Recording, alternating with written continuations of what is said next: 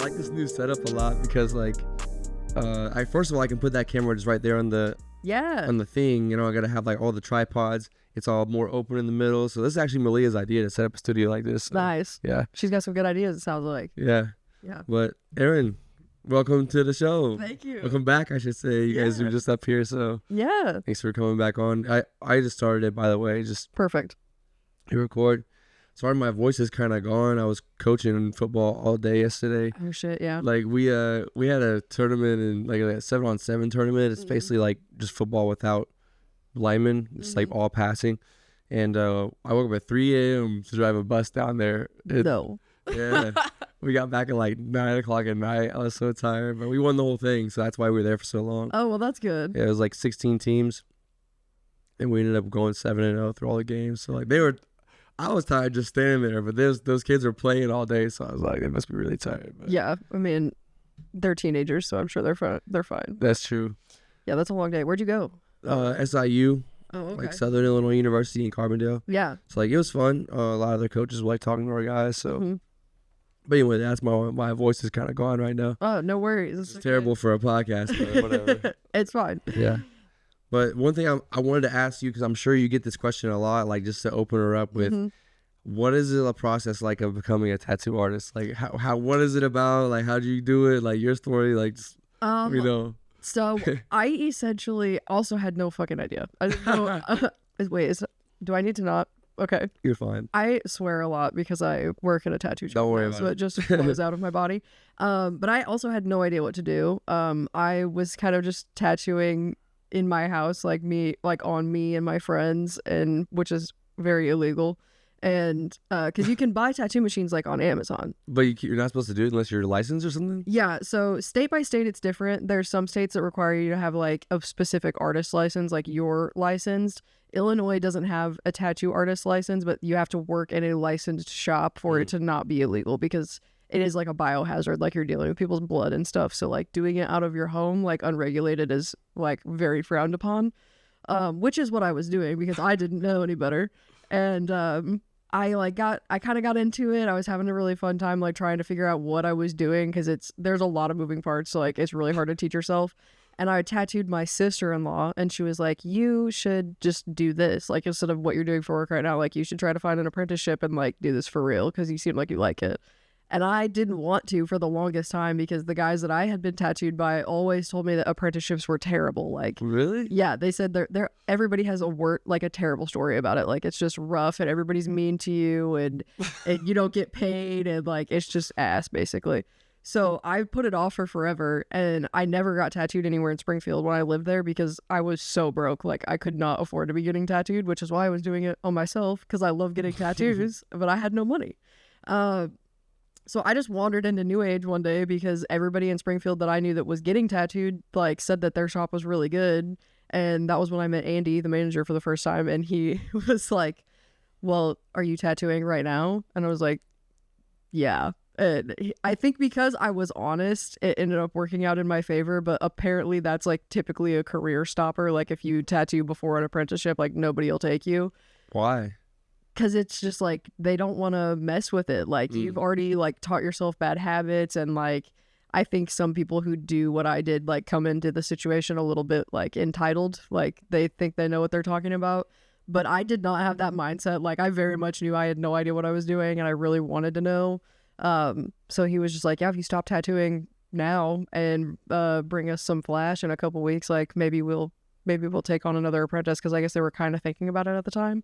So it straight up was just luck that I ended up where I am with that. But yeah, it's typically just apprenticeships, and that's pretty much it. Like they have like tattoo schools now in some states, but the whole of the tattoo industry kind of seems to hate on that a little bit.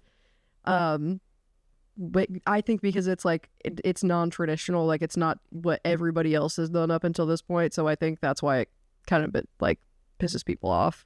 Yeah, I mean, we're already talking a little bit before about like apprenticeships versus like college or school. So you've experienced both. So how was that doing? Like, what do you think is better, like the apprenticeship style learning or like college? I feel like they probably both have their pros and cons.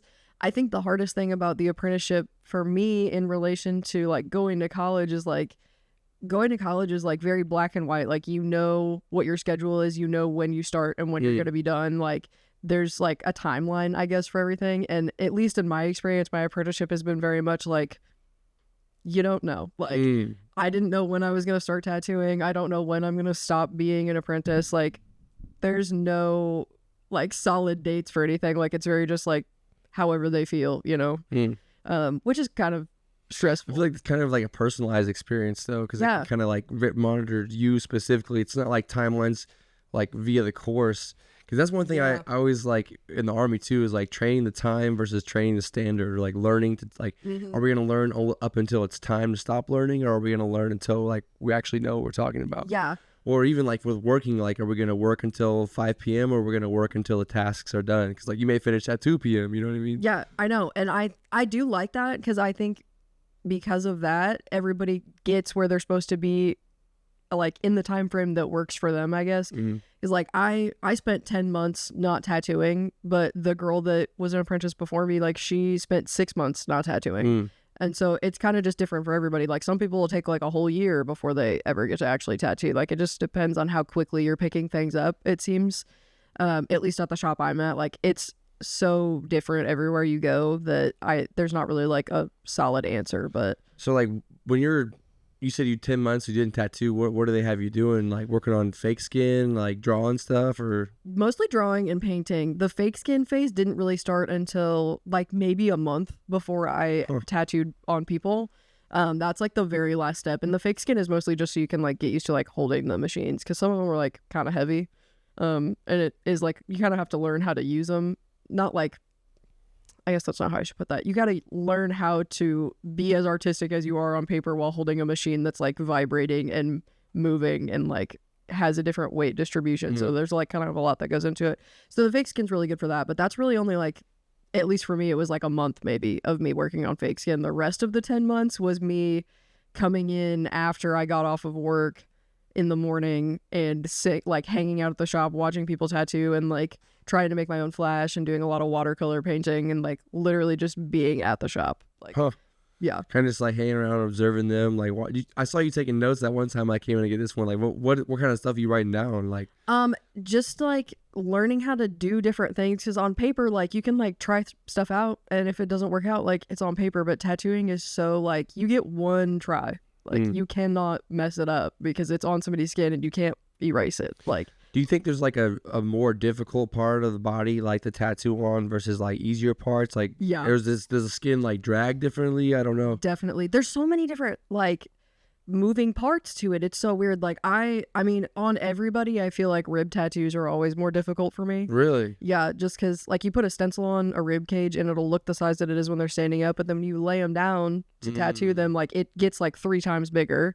The skin is a lot stretchier in that area, so like that's kind of a factor that goes into it, and it's one of the sections of the body too that's easier to blow out. Like if you go too deep on something, it's really easy to go too deep on ribs, I've noticed. And seasoned tattoo artists probably don't think that that's a problem, but obviously I'm still new, so like that one does stress me out a little bit when people come in and it's like their first tattoo and they want to get it on their ribs. I'm always like, are you sure? Do you have like a favorite tattoo or like a most fun tattoo you've done?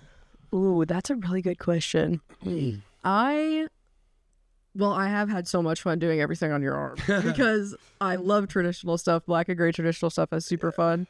Everything below this. Yeah, that's crazy. Except for this one, but pretty much everything. That's so crazy. You've done. And I genuinely think I've tattooed you the most of all of my clients. I think you have the most of them. Really? Yeah. That's funny. Which is so sweet. But I really like pretty much anything where I get to like put like a little bit of a creative spin on it. Like I don't really care if it's like color versus black and gray, but like something that I like really get to like put my all into, I think is awesome. Because I do a lot of like lettering and like just line work stuff, which is fine. I don't mind doing it, but it's not like what drives me, I guess, if that makes sense. Yeah, no, that makes sense. Yeah, it's still fun, and like people get tattoos because like it's important to them, so I think it's still cool. But yeah, I loved like trying to like find cool ways to shade stuff, or like working on color tattoos. Like I feel like I've been doing a lot of that recently, which has been nice, and it's been getting better. Because that's hard. It's way color's harder harder than I thought it would be. Yeah. It takes so much more time. Like I did like I did a tattoo recently that was like maybe yay big, like a little longer than like a foot maybe.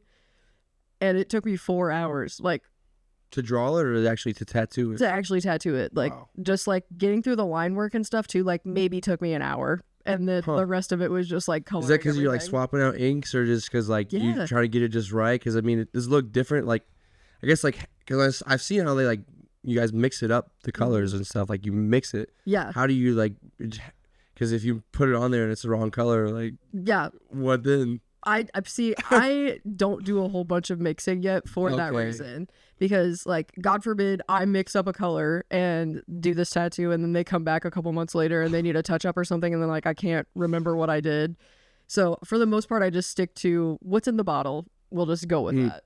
But yeah, it's just a lot of like rinsing your tubes out and switching colors and like making sure you're doing your colors in the right order, because if you do light stuff before dark stuff you can stain your tattoo without even like before you're even done with it. Oh wow.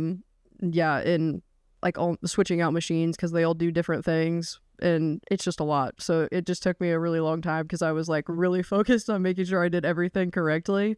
But it turned out really cool. It was awesome. It was one of those times where I was like, wow, I like maybe I know what I'm doing. It was cool. That's cool. Yeah. Do you have like a most difficult tattoo?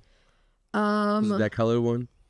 Not. I mean, I don't think that one was like technically really difficult. It was just a lot of like, it's kind of tedious, I guess. Most difficult tattoo, actually, yeah, for sure. It's actually one of the pinned posts on my page. It's like a not really traditional Japanese, but it's more of like a Japanese style like tiger that I did on this girl's hip. Oh, cool. And the hip is kind of a hard place to tattoo just because there's like, I haven't really found a perfect way to set them up where it's like convenient for me and also comfortable for them because they have to lay there. It's kind of a weird spot to get to. The skin's definitely a little bit different there. It's one of the more difficult areas, I think. And that was a style of tattooing that I hadn't really done yet. And that was like a couple months ago. So I feel like every single month I like look back and I'm like, wow, like I've improved so much since I did this one or since I did this one.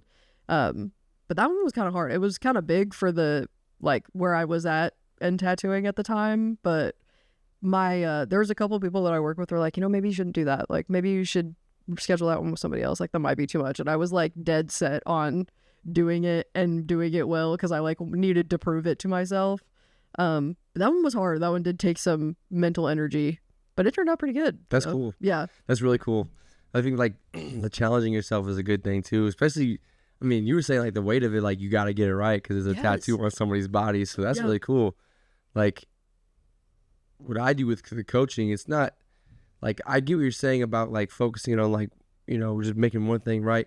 Like I've been reading this book called The One Thing. I got it as a gift, like when I was back in the Army, but it's like trying to find, it's basically the theme of it is like the title, One Thing. It's like try to find one thing to like work to focus on improving. So like, oh, I'm gonna focus on this one part today, and also find like one thing that you're good at. So like you find that with tattoos, like that's really cool. Like because you didn't plan on doing tattoos originally, right? What was your degree in? You told me before about. My bachelor's is in kinesiology and athletic coaching. Because when I started my freshman year, I was in athletic training.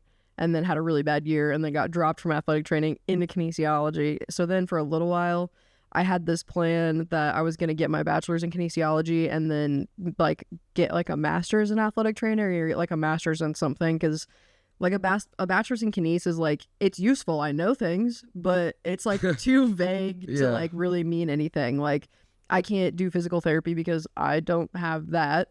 Like I had to get a personal training certification still to do personal training. Like I can't be an athletic trainer because that's not what my degree is in. So like it like touches on a lot of different athletic related careers, but doesn't dive deep enough into any of them to like really be necessary.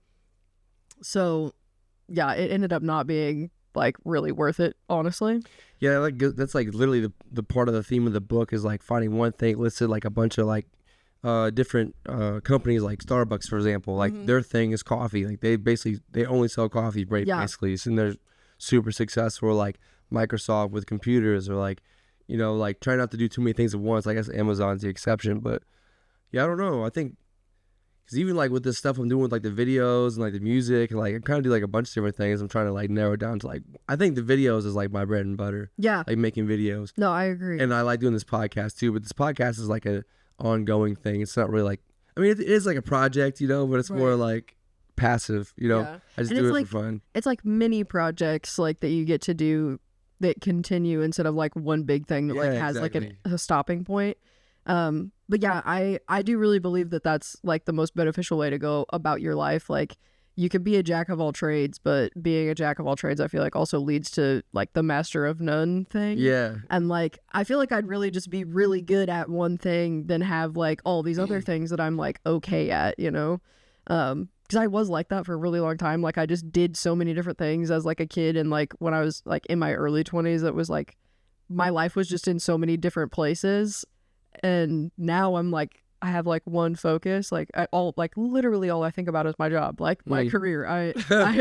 I've never been like a career person until this. And so now it's like, I don't know, it's kind of nice. Let's like have one focus and just like, I just want to get really, really good at it. Like that's all I want.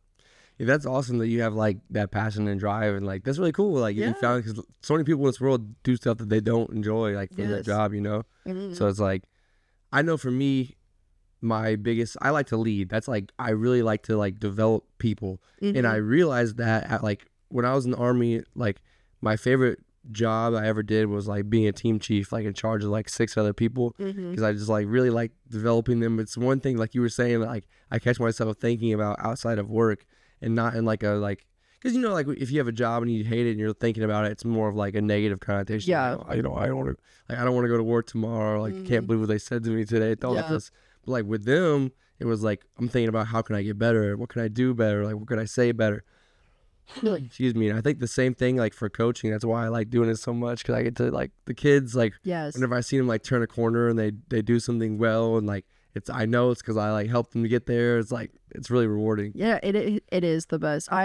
If there's one job I've ever had that I do kind of miss, it was coaching. Like I love that so much. I coached cheerleading my junior and my senior year of college, and it was so fun because I had like the little kids. Like the team I was coaching was like the 8 to 10-year-olds. That's cool. And like, I don't know, every time they'd get into like tumbling skill or something, I felt like I was like their second mom. Really? Like, yeah, it was just so much fun. Like I loved watching them, like, because they had that passion for being cheerleaders. Like they're 8 years old and practicing like 6 hours a week so that they could learn how to do freaking back handsprings and go to competitions and like do well. And like, it was crazy. Like we would sit down after we did their competitions and like go over their score sheets, and they like actually cared. Really? Yeah. I was like, this is fantastic. Where'd you coach at? Lions Cheer Company, actually, that's in Bloomington. It's like right down. It's here, isn't it? In town? Yeah, it's over by the airport. Okay. Yeah. There's a new parkour gym that's like right. I can't remember what that place is called, but there's a parkour gym type thing, or like here in Bloomington. Yeah, and it's right by that. Oh, that's cool. Yeah. But yeah, it was the same gym that I cheered at for like 14. Wait. How many years did I cheer there? I cheered there for 6 years. I did a lot of other years. It's a long time. Gym. Yeah. But so they were my coaches too. And then I ended up being in school in Bloomington and I needed a job. So I texted my coach and I was like, hey, if you need help, that's perfect. I'm here. And it was so fun. I loved it. That is cool. Yeah. I'm still like trying to learn the lay of Bloomington normal, like, because I haven't even lived here for a year.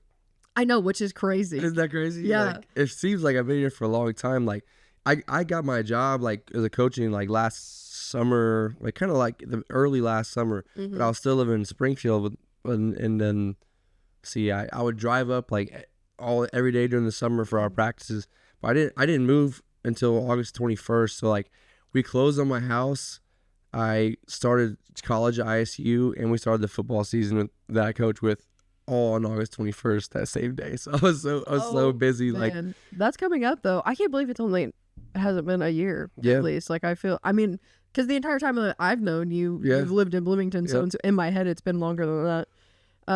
But yeah, a lot of my life has happened in Bloomington. Hunter and I were talking about that on the way here. Like I used to come to Bloomington when I was in junior high for like club volleyball tournaments because I did like traveling volleyball.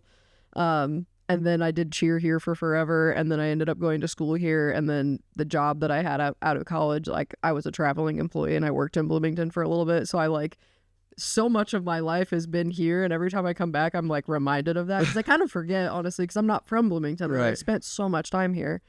I kind of am nostalgic for it a little bit. Like I really loved it here. It was really nice. Yeah. Yeah. Yeah, I'm still like, what was it? Me and Malia, we went to downtown Bloomington last Saturday, just kind of like, Yeah. like, oh, let's go hit up a bar or whatever, because we had just got back from Springfield, and little did we know, like the Saturdays in the square or whatever in Bloomington. You guys heard about that? It's I don't know. I don't think so. they had like literally a whole concert set up, basically. Like it was crazy. That's like, awesome. we pulled up and there was like a whole bunch of streets blocked off.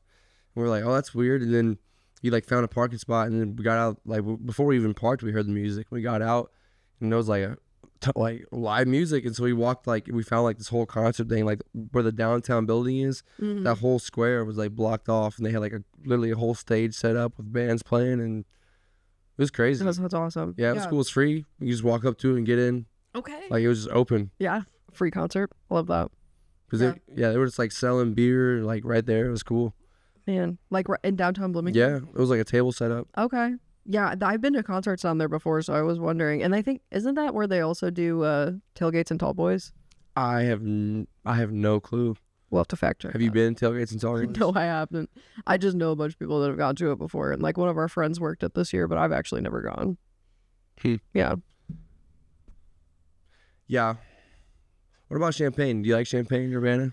Champaign-Urbana's got some fun points. I loved Champaign-Urbana when I was like 19 because the campus bars there used to be entry age 19 instead of entry age 21. So I could go to the bars after like my freshman year of college when all my friends came home for after their freshman year. We could all go to the bars there because we were all 19 and we could get in. And like Bloomington, the bars have never been like that. They've always been 21. So like the campus bars, I used to love that part of Champaign when I was younger. It was super fun. The rest of Champaign-Urbana, Oh, you know, I was born in Urbana. no way. Yeah, I was born in Urbana. Me too. We lived there for, when I was like a young kid. Then we moved to Springfield. Oh, crazy. Yeah. I mean, I lived around there literally until I was 18. I lived like 30 minutes away in Homer. So it was the closest thing to Homer that was like a city, basically. Just Homer has nothing. There was like a grocery store and like a gas station, pizza place. It's like 1,000 people. So if we needed to do anything, we would always have to go to Champaign-Urbana. And I don't hate Champaign-Urbana. I just don't know. Like, there's just not a lot to do there. It's kind of similar like to Springfield in that way. Like, it's a nice city. It's just like there's just not a bunch to do. You think there's more to do here in Bloomington than those other two? Oh, yes, definitely. I think so too. Yeah, I don't ever remember living in Bloomington and like feeling like I didn't have anything to do, and like I feel like that frequently in Springfield just because like everything closes really early. Yeah, it does. It didn't always used to be like that. Like the McDonald's on Wabash used to be 24/7. Yeah, and the Walmart used to be 24/7. I remember specifically, but yeah, I guess not anymore. I guess like everything closes early. Yeah, I think COVID changed that. Like the guys that I work with have told me that Springfield wasn't always like that. And it wouldn't be a problem except for Hunter and I stay up late all the time because we both don't work until noon. So there's no reason that we need to go to bed at like 9 or 10 because we don't have to even get up until like 9 or 10. So we're up late, and like the only things that like if we want to get food, like the only places that are open past 10 o'clock is Cane's open past 10 o'clock? They're open till 11, yeah. Yeah, so Cane's. That's the only option. Till 11? Yeah. Cane's, Hardee's, occasionally bar. Yeah, or bar food. Or California Kitchen, but that's kind of... We can't just call it a DP dough and order a calzone real quick. God, I miss DP dough so much. That was my favorite thing. I'm not going to lie, though. The one that was outside of Kansas State, like, because I lived in Fort Riley, which is right outside Manhattan in Kansas, which is where Kansas State is. Okay. Their DP dough, I think, was way better, though. Like they would load it up to where it's like busting out the seams with like all the toppings and stuff. And like here when granted I've only gotten one here, but it was like not as stuffed. No, I understand because I've only had the one here, and then Champaign U of I campus has one too, and I do think the one here is a little bit better. Really? But I also ate at that one way more than I ever ate at the one in Champaign, so maybe I have a skewed view, but yeah, I'm gonna have to go back again and try it again because that's one thing I'll say about Manhattan and Kansas State. Like it was way smaller than here. Yeah, it was a super small town, but they had like the strip was called Aggieville, where like all the bars were and stuff, and that was pretty fun. But because it was nice because it was like all in one big strip. Yeah. So like here you got downtown Bloomington and uptown. So you go out, your friends will be like, oh, we're in downtown, but you guys are in uptown. Yeah, and So they're it's not like walking distance. No, from each at other. all. Fuck no. You have to Uber or drive. I know. You have to drive or something. You have to. I think I walked home from the downtown bars because I lived at the lodge on Willow, and I walked home from the downtown bars I think like once or twice, and that's easily an hour walk. Like, Yeah, it's so long. it's long. And I just could never do it. But like if you can't, there'd be a couple times where like we literally couldn't get Ubers because it used to be so packed. Like I don't know what the scene is like at those bars now because I haven't been in forever, but like it was like every single person that went to ISU was there. Or something like that. It was crazy. Was it like Fridays go to uptown, Saturdays go to downtown? Yes, exactly. Yeah. Yep. And Thursdays were also downtown, so it was downtown, uptown, downtown. Bro, really? It was But just too Wednesdays much. are pub. Yes. So Wednesdays are uptown again. Yes. That's so fun. I mean, I will say it's kind of cool how there's like both spots are kind of lit though. Like instead of doing like only one spot, like having that little variety is kind of nice though. Yeah, it is. My roommates and I had like a bar schedule almost when we were living at the lodge. We would like Mondays was also a pub day, so we would go uptown on Mondays, and then Tuesdays we would go to uptown again. Because Brewhouse has like a burger special or something on Tuesdays, so uptown again on Tuesdays, and then pub Wednesdays. So uptown all 3 days all 3 of those days. Thursdays downtown. Friday either go to like our friend's frat or go uptown, and then Saturday go downtown again. And then I always tried to get everybody to go downtown again on Sundays because I don't remember what bar it was. I think it was like Fat Jack's or something. Somebody ran every single one of their daily like drink specials on Sundays, so like you could get everything for so cheap, but nobody ever wanted to go on Sundays. I was like, come on, there's one more day, we already did 6. Like just do it again. Let's do Complete one the more. cycle. Yeah, Fridays, what is it? Sundays are like your Fridays, or no, like your Saturdays. Is that how it is? Yeah, because I work Tuesday through Saturday, so Sundays I guess are Sundays are my Saturday, I guess. Yeah. Well, what's that like having like Mondays off? I don't mind it. I do kind of like having a weekday off. The only thing that kind of sucks is that like he obviously works a normal job, and he's like the only person that I hang out with in Springfield for the most part. Like anybody that I hang out with in Springfield has to work on Mondays. So like Mondays I just kind of like chill with my dog, which is nice, but I wish that we had the same schedule. Like I just want to have 2 days off in a row. What about like, is it like a rule to have like an Instagram as a tattoo artist? I noticed like every single tattoo artist has like a page. It is kind of like wouldn't say it's a rule, but like you kind of have to. Like there's not really any other way to like successfully promote yourself and your business without doing that, because social media is like the biggest thing. So if you don't have a social media, then like literally how are people going to know who you are or like what you're doing? Yeah. Unless they just like walk in and like, I don't think tattoo shops get as much foot traffic as they used to because of the social media thing. Like everybody can see what they need to see online, and if they're coming to the shop, it's probably because they're intending already on getting a tattoo or like making an appointment. Oh, so you used to have people coming before that would just come in and look at the art? I mean, I'm sure it had to be that way at some point, because like it has. How would they know? Yeah, it hasn't always been this way with like the presence of the social media presence being so important. But yeah, I didn't make one obviously when I very first started because I wasn't tattooing, and the guys that were mentoring me were like, no, you need to make one and start posting like the stuff you're drawing, like start posting your art. And I was like, you want me to post my art on the internet? I don't think I want to do that. Like I was really nervous about it at first because I was just like didn't think that I was doing anything super impressive, and like I was like, nobody's gonna like follow my page, like nobody cares that I'm like apprenticing, like it's not gonna be that cool. And it's turned out to be fine. Like I think it did help because I had like a little bit of a following before I actually started tattooing. So I think that probably led to a few of my like really early clients. But yeah, I hated that at first. I was like, I don't want to put my paintings and stuff on the internet so people can like dog me. Like, I don't want to do that. But I mean, I don't think anyone would dog you. This is art.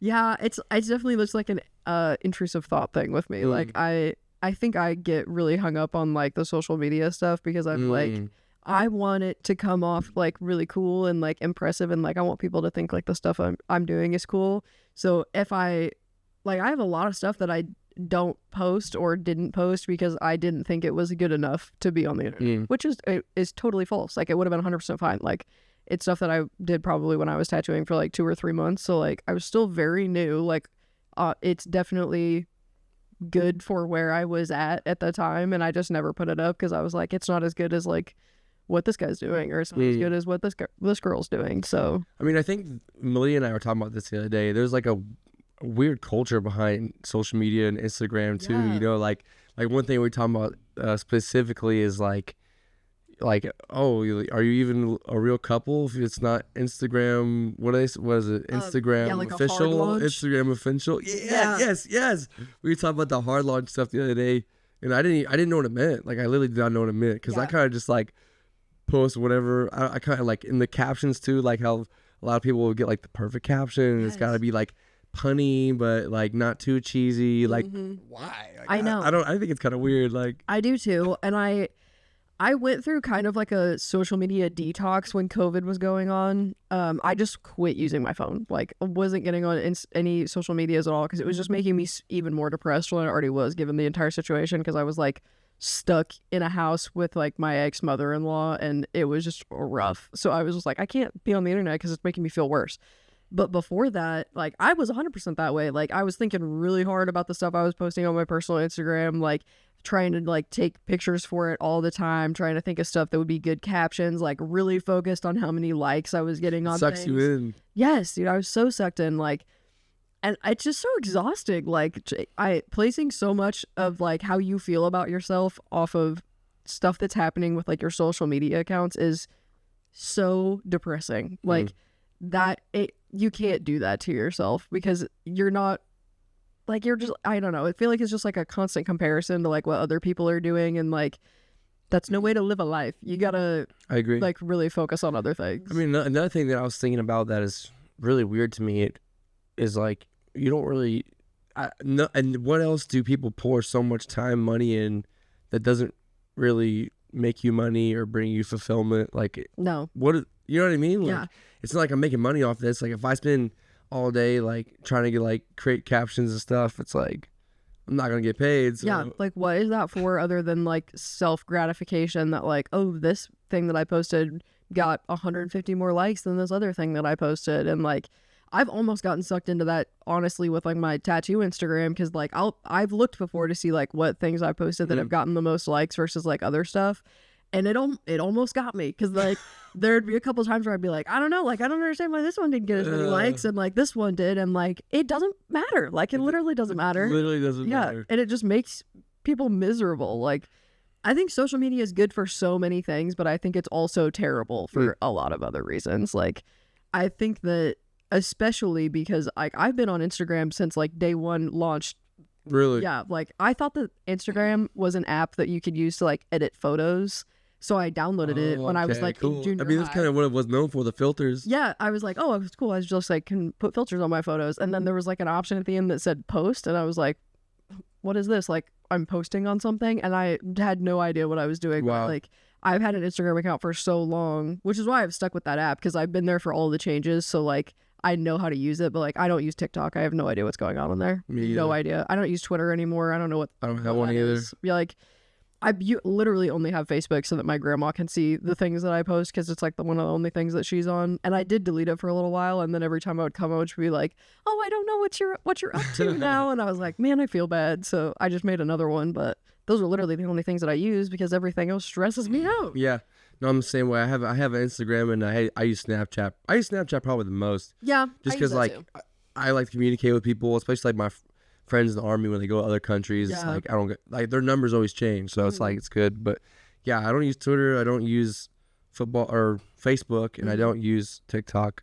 Yeah. But I mean, it's like we were saying. Like you remember like the kind of the I guess like a fad, kind of the culture behind Instagram at first, when it was like you would take like a diagonal pic of like the board game and like put a heavy filter on it and be like hashtag board games. Yeah. And now it's like changed so much. Like if you posted a post like that, people would be like, what the hell is that? Yeah. Yeah. It's so interesting, and I'm so glad that you can archive photos, because some of the stuff that I've put on my Instagram over the years has been honestly embarrassing. Like, looking back on it now, when I started my job at the tattoo shop, I went through my personal Instagram, because I didn't have like an art Instagram for them to follow, so some of them followed my personal one, and I was archiving shit left and right. I was like, get they this will off not here. see this. This is so embarrassing. But yeah, I'm like, like I said, like I've had that since I was in like junior high. So like little 13-year-old me posting things on Instagram, trying like fake deep, like it's just not good at all. So, but yeah, I just try to stay off of social media as much as I can. Honestly, the only things that I do now are post stuff on my work page, and like every now and then I'll post something on my like social or my personal Instagram. But it's just too much. Like I'd rather be doing other things, you know? Yeah, like I think the algorithms are so good though. Like it gets me with the memes. I'm not gonna lie. Like it literally hits me right in my sense of humor. Like the things that only I would look at and think is funny. No, I swear. I should say I don't post on social media a lot, but I'm on Instagram every day because I'm deep in the reels. The reels have got me and Hunter in a chokehold. It's terrible. And like they really do have us like perfectly pegged. Like it's all like anime stuff or like horror movies or tattoo stuff or just like I don't know, literally anything that I would think is funny. Like they've got it perfect. Yeah. Which is kind of terrifying. But... You know, like even the memes or whatever you see that like you just die at and you send it to someone else and they're like, what? Like they don't understand it. It's like, what do you mean? Like this is so funny. Like, yes, this is good. Yeah. I know. That's why I really only send stuff to him now because I'm like, I can't ever tell if somebody's going to think that they also think this is funny or not.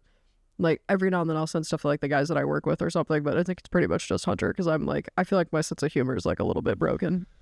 What do you think as far as like with social media and like the relationship stuff? Like I've heard some people argue like, oh, like I don't want to post all that stuff on Instagram because it's like my personal thing or whatever. But I feel like those people kind of take social media as like less serious anyway. Or like people like, oh, if you don't post your partner, then it's like, you know what I'm saying? Like, yeah, you buy into any of that at all? I think that it kind of is like everything is like a situation by situation thing. Like if I was dating somebody that had social media accounts but never posted anything on them because they're just like not the kind of person that posts stuff, and like I wasn't on their Instagram, like that wouldn't bother me because you're not posting literally anything. So like if I'm not on there, like whatever, you know. But if like I was dating somebody that was like a social media person and posting stuff on there every day of their life and none of them had anything to do with like that they're in a relationship with me now, red flag for sure. Yeah, like I don't think that there necessarily needs to be a hard launch. Like you don't have to prove anything. Like if you want to keep your relationship to yourself also, that's totally fine. But I feel like it would be a little bit weird if you were like constantly posting things, like daily poster, and like getting a lot of like social media engagement out of those and like none of them had anything to do with the person that you're dating. I feel like that could be a little bit red flaggish. Yeah. I mean, like I've heard stories of influencers that like post their person they're dating and then like they lose tons of followers and stuff. Like that's crazy. Oh yeah, like... dude. Yeah, I've never been an influencer by any means, but that's happened to me. Like where I've been dating guys and like I'll post my boyfriend on my Instagram and like people unfollow me so fast. I'm 100% sure that happened when I started following or started dating Hunter. Like, wow. Yeah, like dudes see girls with another man and they're like, well, I'm done here. I'm done with that. Yeah, no, that's unfortunately that's what it is. Like so many men are like, you know what I hate is honestly when like I hear dudes like I see with some of my friends too and they're like, oh, all girls are for the streets. Like every single one's for the streets. Yeah. Like, you know, what kind of you know, if you're looking to have like a girlfriend and like a wife eventually, what kind of if that's your mindset, it's like you're not gonna like. Yeah. Well, of course, that's what you're gonna find because that's what you're thinking about. That's what you're looking for. Yeah, you know what you're I mean? attracting the things that you're talking about. Yes. Like, if you're not gonna be a high value person, you're not going to attract high value people. So like, if you're for the streets, you're gonna find people for the streets because you're both out there in the streets. Yes. Like, this is just how it is. Like, I don't know. I feel like a lot of the people that I knew back when I was being crazy were also crazy. And like, I've kind of like grown up and like removed myself from that mindset. And like, now I'm dating Hunter and he's such a sweet, sweet boy. Like he literally is perfect. So it just kind of, yeah, you just attract what you're talking about. And I think that people never think about that. Like, this is the same kind of people that will like have things going on in their lives that are really shitty and like constantly talk about it and things just keep getting worse. And I'm like, you're doing it to yourself. You just keep bringing it up. You're like speaking it into existence essentially. Like, I'm not like super into the stars or anything like that, but like I do kind of believe that like you're attracting the things that you're talking about. Like you really got to manifest that thing. No, I agree. I mean, if you sit there and like point out, I feel like this happens so often when people like point out a problem constantly, because like there maybe have intentions to fix it, but like when you point out a problem constantly, hey, you know, it's like it's gonna remain a problem. You know what I mean? Yeah, you just keep reopening the wound, then it's gonna keep bothering you. You know, like you have to either, if you want to talk about it that much, you have to find a way to fix it and like move on from that situation, or just realize that it's not as deep as you think it is and just like move on. Like you can't keep kicking a dead horse, you know? What do you think about like the whole like what the like men ain't shit mindset that females have? Because I heard someone say the other day, like, why would you give? Well, actually, go ahead. Tell me what you think about that. Tell me what you think about that. I feel like it's kind of the same as like the dudes that are like, all the girls are for the streets. It's like you think that because of the people you've been surrounding yourself with, like women that are like, oh, all men are the worst. I'm like, because you've had like 4 or 5 bad experiences and like I don't know, you know a few men in your life that are terrible. Like we all know a few men in our life that are terrible, but you probably also know a few men in your life that aren't terrible. Like it has nothing to do with gender. It just has everything to do with that some people suck and some people don't. Like, it's really not that deep. I feel like I've had that mindset before too, because like I've had a couple bad breakups and I've been like, I'm literally never speaking to a man again in my life. And like, it's just as like a trauma response or something. Honestly, I think like I don't think that all men suck, and I do think it's kind of ridiculous. Like that thing that's been going around that's like, would you choose a man or a bear in the woods? And all these girls are like, I'd choose a bear because men are the worst. Wait, what? Who's saying that? I haven't seen that one. Dude, yeah. I don't know how that started, but somebody like posted something, I think on like Instagram about that, and was like, if you were stranded in the woods, would you rather be stuck with a man or a bear? And like a bunch of women said the bear. What? Yeah. Said the bear. That doesn't make I was like, oh my gosh. Like I get what you're trying to say, that like, oh, men are so scary and so terrible, but like a bear, an actual bear, literally kill you. It will literally eat you. Like, yes. My God, like at least you could fight a man off. You're not gonna fight a bear off. Like, what's wrong with you? But I think it's a very polarized view to have. I feel like it's one of those things that like people are just lumping everybody into one category because they've had like 10 bad experiences. Like there's so many people on this planet and you're going to say that literally every single one of them is terrible. I don't think so. Right. Yeah.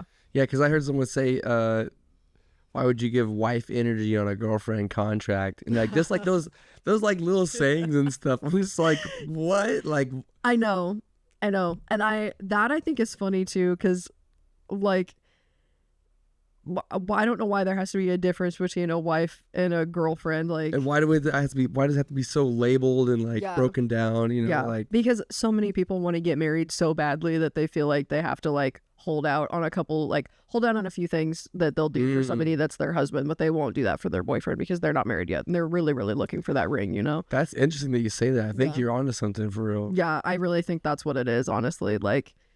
I mean, obviously, like not everybody, but a lot of people want to end up married, especially women. So like if they find a guy that they think they want to marry and they end up somehow convincing themselves that they have to like manipulate that person into being their husband, like they're definitely going to have that mindset that's like, oh, well, I'm not going to do that until I'm married. Like, I'm not going to, like, I've seen a bunch of memes about that. That's like a girl making dinner and she's like, when I'm making dinner for my boyfriend, I remember that like I don't have a ring on my finger. And I'm like, okay.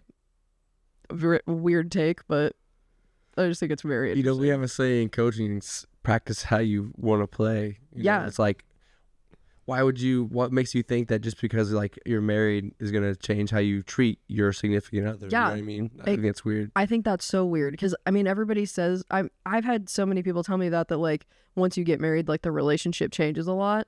And I'm like, why did that happen? Like, why was the relationship not the same as it was beforehand? Like, I'm sure marriage does change some things. Obviously, I'm not married. Like, I don't know everything, but like as far as how you're treating each other, like I don't understand why marriage has to be something that changes that in any way. Like, you would think you would want it to be the same, right? But have you heard of the concept, the 5 love languages, or the book?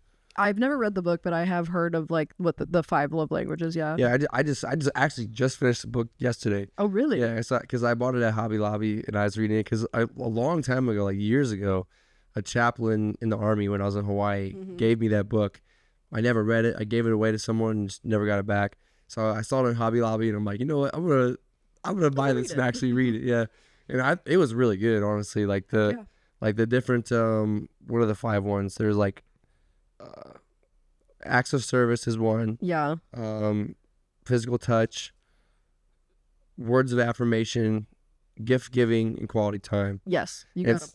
And so it's like if you like trying to recognize like your spouses or boyfriend, girlfriends, like what they like to receive, and then how like what you like to receive, and kind of like filling those things. Like it was just really good. It was a really good read. I really liked it a lot. I do think it's really interesting, and honestly I think it's helpful. Like that's something that I've thought more about in recent years, because I feel like relationship health things have been a lot more popular in the last couple of years. Like on social media, I feel like I see stuff like that all the time. That's like, oh, if you have this issue in a relationship, like try doing this. Like everybody's kind of like on the self-help stuff these days. But yeah, the 5 love languages I feel like is super helpful. It did make me kind of think about like what mine is, and like trying to identify what your partner's is, and like filling those needs. I feel like is a very good way to keep your relationship in a healthy state, because I think that's probably a big reason why a lot of them don't work out, because you're not loving your partner in the correct way. Right. Like even if you think you are, because you're fulfilling, like you're using your own love languages on them, but it could be something completely different that they actually want and you don't even know. So it is kind of helpful, especially like with partners that like can't vocalize what their needs are. Like some people don't even know how to like identify what it is that they want.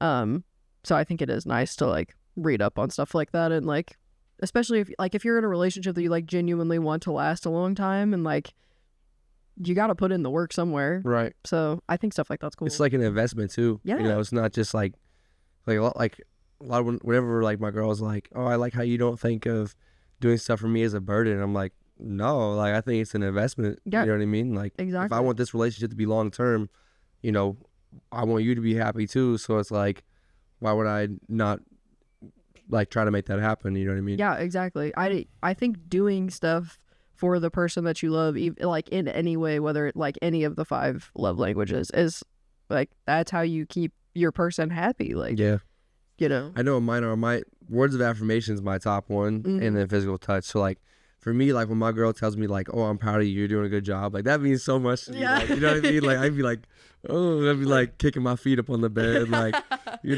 like that means more to me than if she got home and like was like, oh, I bought you some new cologne, like I'll be like, thanks, but like I'm gonna be like more like making sure, like of course I'll be appreciative, but like I don't know, I feel like her telling me like, oh, you're doing a good job, I'd be like more genuinely appreciative, because it's like I recognize that like so much more than like gift giving is my bottom one. Like and some people it's their top. Yeah.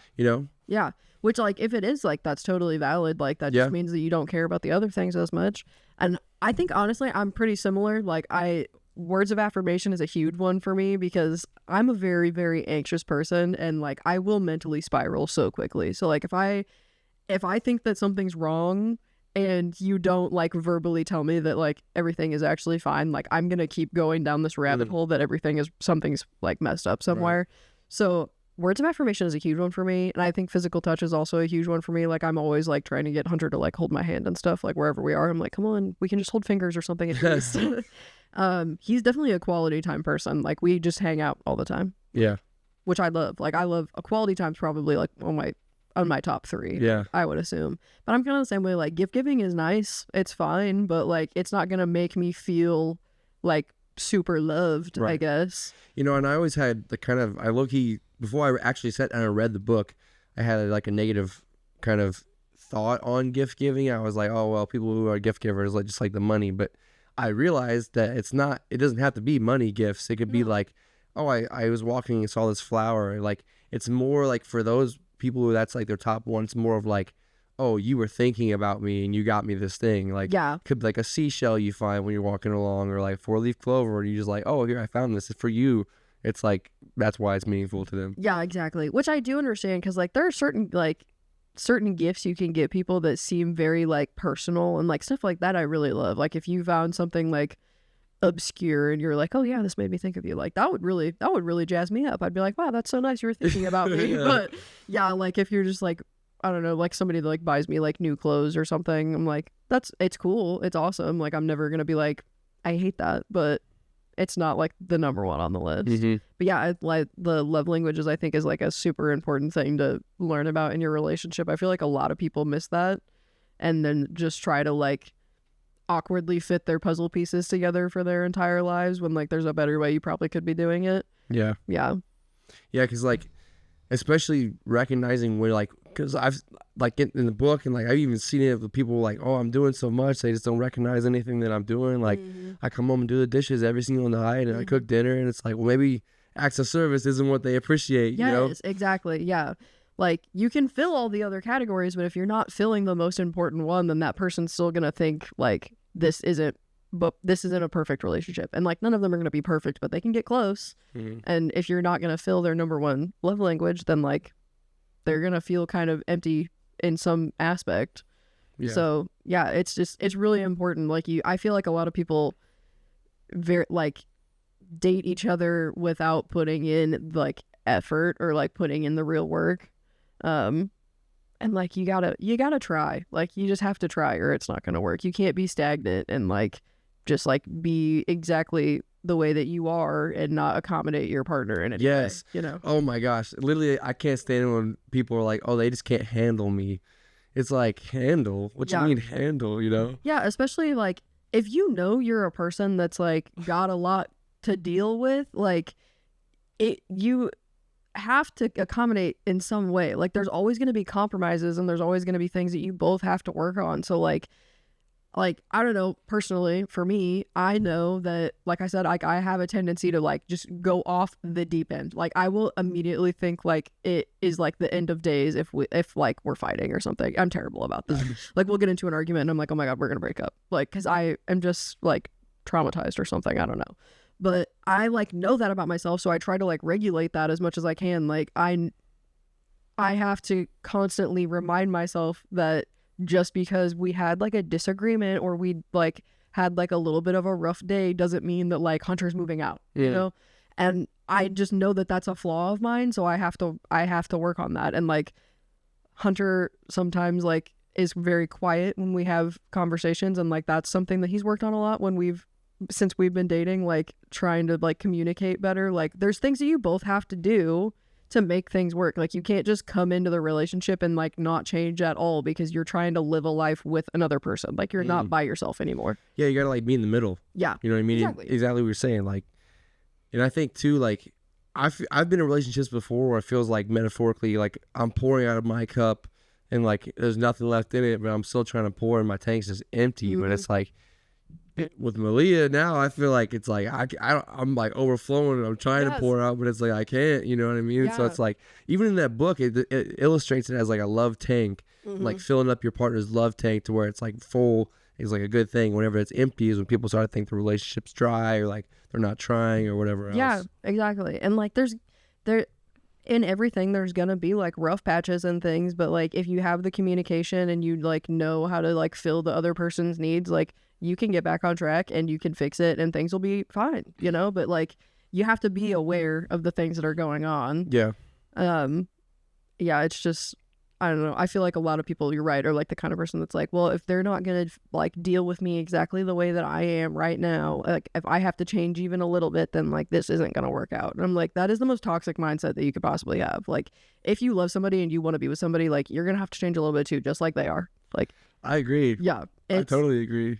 It's so exhausting. Like, I don't understand how you could go through a life like that and just like think that you're so amazing that you don't have to make any personal changes to like be in a happy, healthy relationship. Like, so what do you think is important to like bring to the table, like in a relationship? Ooh, I feel like communication is like the biggest thing. Like if you can't, you have to be able to communicate what you want and what's bothering you or like all these different things. If you can't talk about anything, then nothing's ever going to get resolved. Like you're just going to end up bottling it up and then eventually you guys are going to break up. Like you have to be able to talk about stuff. That's I feel like that's like the number one most important thing, hands down. I feel like that comes with maturity too. You know, yeah, like being able to mature enough and like I tell this to the boys all the time, like not only be mature but like controlling your emotions too. Like you cannot let your emotions just run rampant, even when you're feeling like down, even when things aren't fair, even when it's tough, even when it's hot and I'm tired. Like you still have to like kind of harness those emotions, because like,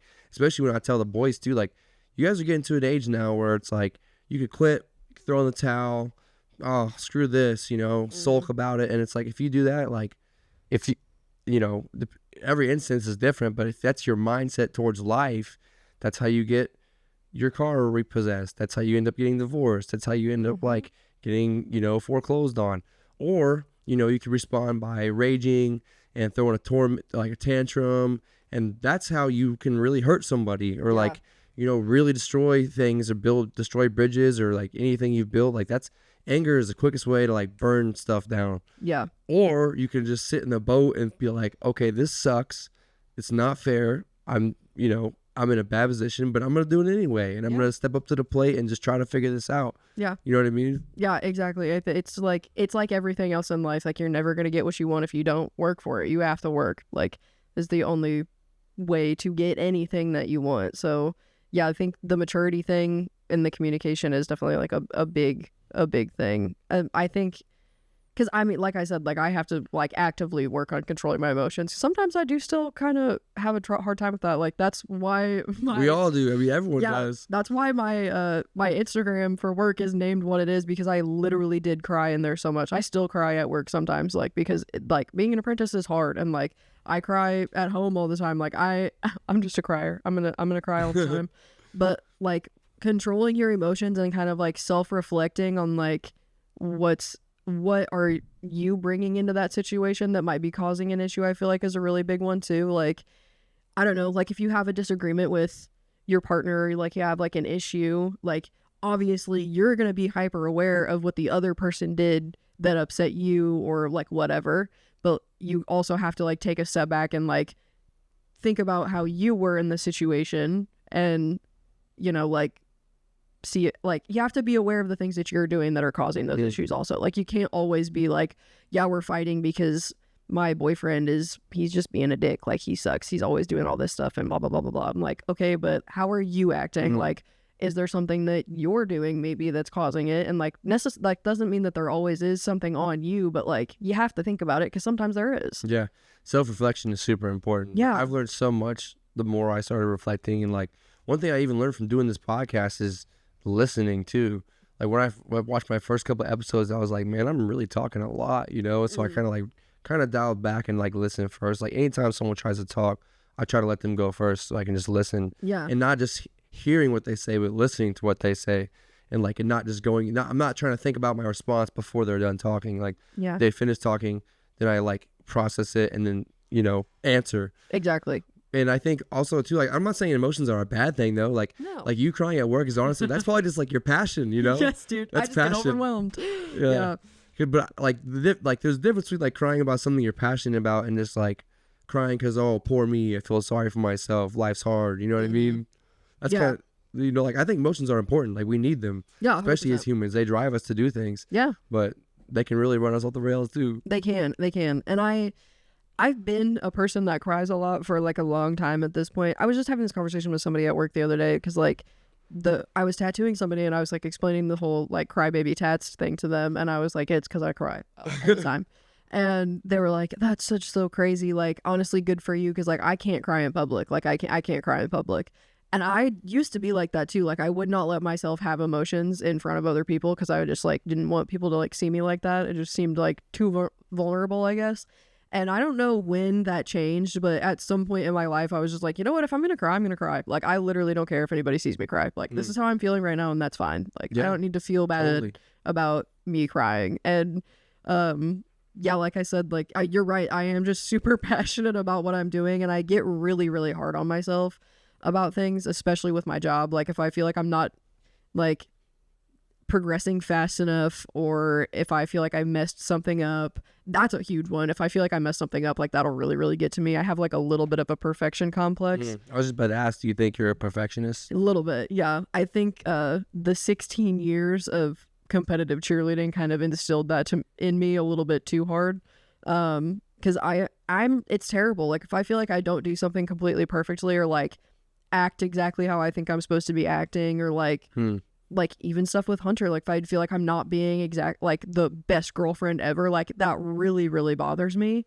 So that's been something that I've had to work on a lot too, like understanding like I'm a human, I have flaws, like that's okay to not be perfect all the time, but that definitely was a problem for me for like a while when like in my early 20s. Yeah. So what'd you do to like mitigate that or like cope with that? What can you do? No, honestly, I just like being aware of it, just like checking myself whenever that does happen. Like the last couple times I've cried at work, it's just because I've gotten like overwhelmed with something that literally like isn't even that overwhelming to begin with. Like I'm just getting like I get really in my head about stuff. That's honestly what the issue is. So I just try to like be as aware of that as I can and like talk myself off that like, oh my God, I'm doing such a terrible job ledge, you know? One thing I think is important too, and I said this to someone the other day, is like whenever we have feelings like, oh, we're not doing well enough, or like, especially when it's specific, when it's like to like a specific thing, like, oh, I could be better at this one thing, or I'm working on this thing. Being aware of that is already like such a bound ahead. Like there's so many people who go through this world and just act kind of out of pocket and don't even realize that they're acting out of pocket, or like, or they're like working on something and they think it's good whenever like it's really not that good, you know? So like being aware is like a good thing too, because not everyone has that too. Yeah. You know what I mean? Yeah, I think self-awareness is like really one of the best skills you can have in pretty much anything that you do, like in your job or like relationships with your family or relationships with whoever. Just like you as a person being able to like understand and see how you act and how you do things is super important, because like I said, like that could be what's causing you issues with a lot of things. Like maybe you are the one causing your problems and you don't even realize it because you're so wrapped up in other things and you're not reflecting on your own actions in any way. Yeah. And I don't know, you just have to do that. Like you're never gonna like evolve and grow as a person and like reach your full potential if you're not checking yourself.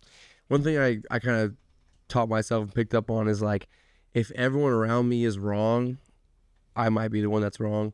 Not always. There's sometimes where it's like you are the person that's right, but like if you should at least ask yourself, like if everyone around you think is wrong and stupid, maybe you're the one that's acting wrong and stupid. Like I learned that in the Army. Like I'd be like, oh man, everyone around me sucks, and then I get home and be like, wow, I kind of was a jerk today. Like I was kind of the one that was being sucky today. You know what I mean? No, I 100% understand, because like I said, like sometimes the emotions will get you, and like if I get really heated in a situation, like typically like a little bit later that day I'll be like, okay, maybe that was definitely me, like I was the one being out of pocket right there. Because it's just, you have to fix it, you know? You can't just be an asshole like everywhere you go all the time and just be okay with it. Like and have like no social awareness or like zero empathy for how you're making other people feel. Like that's super weird to me. Like people like who live like that, what do they have to be joyful about in their life? Like what know. I feel like people who lack that joyfulness are people who are grumpy like that all the time. Like what do you do for fun?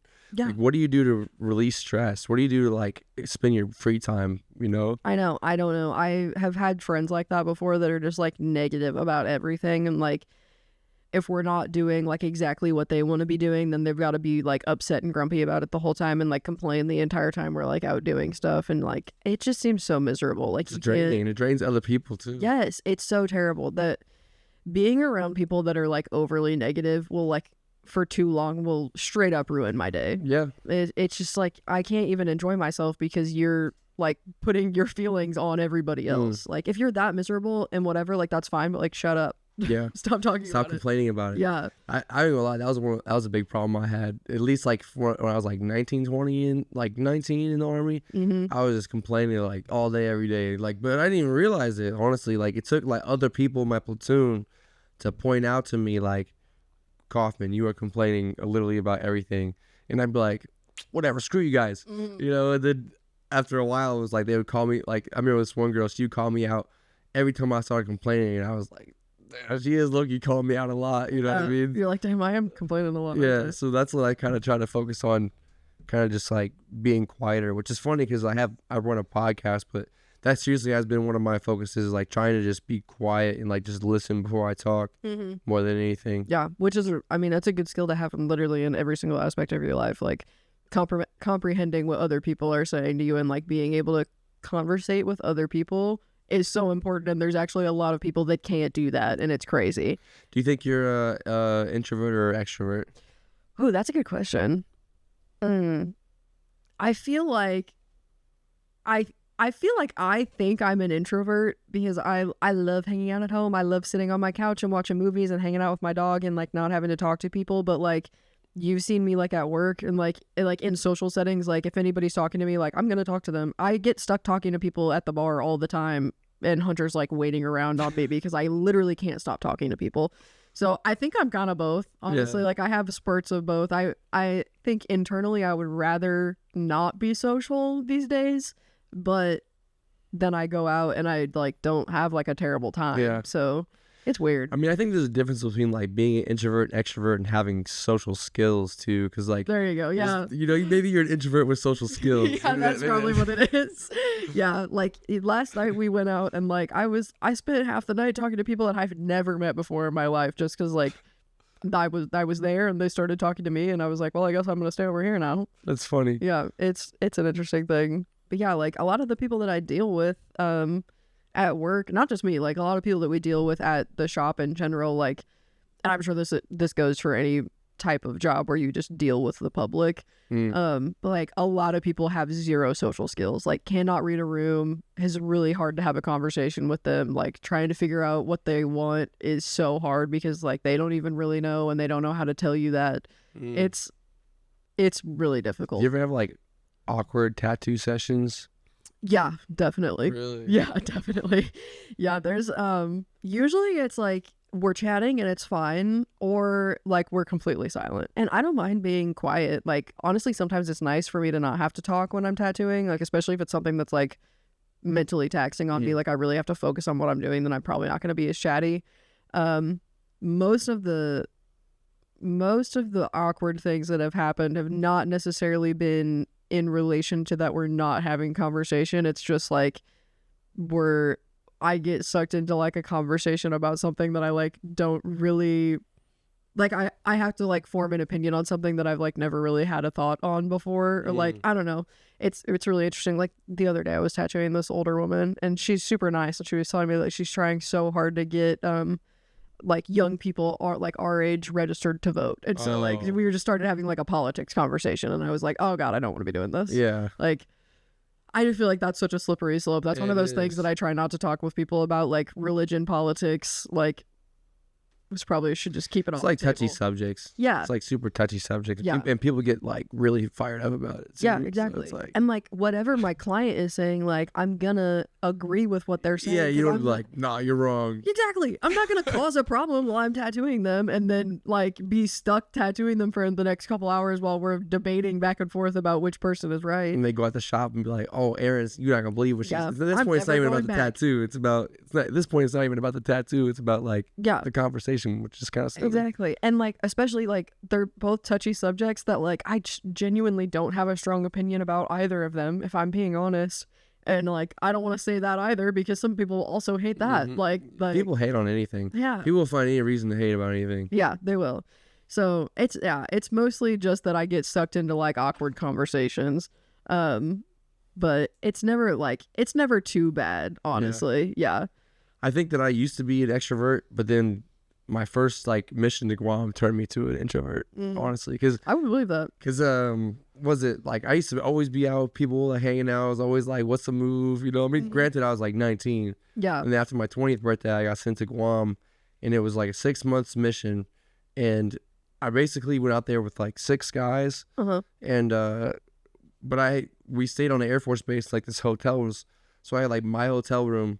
And we worked. I mean, we set up a site, and then it was like comms, like tech stuff. So we set up the network, and then once it was already set up, it was like we were just monitoring it. Yeah. To make sure it didn't crash. So pretty chill. Super chill. Like, but it was like we go in for like maybe 4 hours every other day to check the network. Yeah. Just run our little tests, and then we had nothing else to do. So and like our base that we were on, it was not walking distance to anything else on Guam. So like, I spent a lot of time just in that hotel room or just like walking around, because like the guys that I went with, none of us were really close. Like one of them, like the guy in charge, was like going through basically a divorce. His wife basically told him like, if you get deployed again, I'm gonna divorce you, and like he didn't have control over that, you know. So that's terrible. He got deployed again and she divorced him. So it was like, oh my god, that he was going through that. Like everyone else was kind of going through their own thing. So I just walk around, be alone, and I spend like 3 hours a day in the gym on the Air Force Base because we had literally nothing else to do. But like after like 6 months of just being basically like in a hotel room, I was like, after that I just became an introvert because I had so many things that I just was basically forced to do, like watch movies and like play on my, like I remember I had my PS4 out there, and I somehow like on post or something, I had like a little like GameStop that was like super old and it had like old games. That's sweet though. But it was still cool. And so I had like the Batman Arkham Asylum, and I don't even really like that game. I'm not really even that big into Batman. Yeah. But I beat the entire game because I had nothing else to do. So like after you're like doing all that, and that's actually when I started making music too.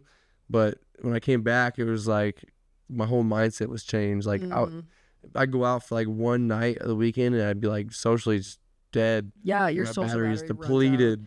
I know. And honestly, I think the exact same thing happened to me because like I said, like when I was in college, I was literally not at my house like every single day of the week. Like I would go to class and then I would go out like 6 days a week. The only time that I was spending at home was like on Sundays. I used to be like the most social person that I possibly could have been. And then COVID just like tore it away from me. Like I graduated from ISU in 2020. So, oh wow, yeah, like the year that it happened, I like was on my senior year spring break. We were in Fort Lauderdale, and we all got an email from ISU that was like, "Oh, classes are canceled for the next week." And we were like, "Oh, that's sweet! Like we're gonna get a second week, and it's gonna be awesome."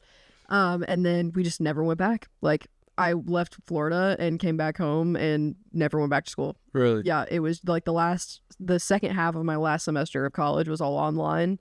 And it was garbage because it was like they were all in-person professors and none of them knew how to do online classes. So like I wasn't learning literally anything for those last couple months. And like at the time I was engaged and I went and stayed with him and his family instead of staying at my apartment in college because we couldn't go to classes. And I was like, oh, I'm going to take this opportunity to like hang out with him. Yeah.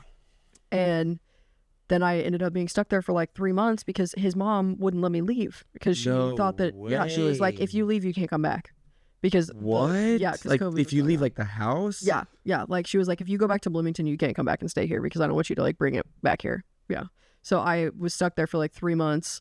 And like all I did was like sit in bed all day and like smoke weed and watch TV. Like that's all I did. Yeah. And it's just like took every ounce of like my social life away from me. And so like after that I was like, I don't even like want to do it anymore. That's so weird. Yeah. It must not just be me then. No, that like I know that's such a cliche, like everybody thinks that like COVID like changed their life in an insane way, but like it really genuinely did. Wow. Like I had a bachelor's degree that I was wholeheartedly planning on using. I was going to get married and I was like knew where I was going to live, and then like COVID happened and like I didn't get married. I don't use my degree. Like I don't live where I thought I was going to live. Like it literally changed the entire course of my life, like legitimately. That's insane. Yeah, it was pretty crazy. But on the same note, like it did really change everything for the better. Like I don't think that I was going to actually be happy with all the choices that I was making at that time. Like me and that guy being stuck together for all those months like really brought to light that like that relationship was not going to work. Because like we were dating when we were in college and like we both lived in separate places and like you know still like spent time with all of our friends and whatever, and like lived in separate places. Like he wasn't living in Bloomington, so like it was like long distance. Okay. So then we got like shoved together in a house together for a couple months, and then we like lived like, so we were living together there, and then we like got our own place, and it was like very all of a sudden like in our faces that we were like, oh yeah, we definitely should not get married. There's definitely a difference between dating someone and living with them. Yeah. You know, or living, not even just dating, like roommates or like just friends, you know, living with someone's a totally different experience. It'll change everything so quickly. Like I've lived with like friends before, like friends, and then we became roommates and it's gone swimmingly. And I've had friends that we were friends before and then we lived together and then we're not friends.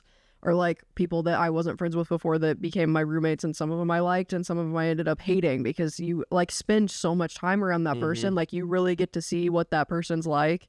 So it can really make or break your relationship, whether it's a friendship or like your boyfriend or your girlfriend. Like it's going to change things for sure. You know, it's like, it's so funny because I like in the Army, I never really had a say who my roommate was. I mean, there was a time in Hawaii when I knew the barracks manager, and she would hook us up with like our friends. But it's so funny because now that I'm like out and an adult, and I just have so much more. It kind of didn't.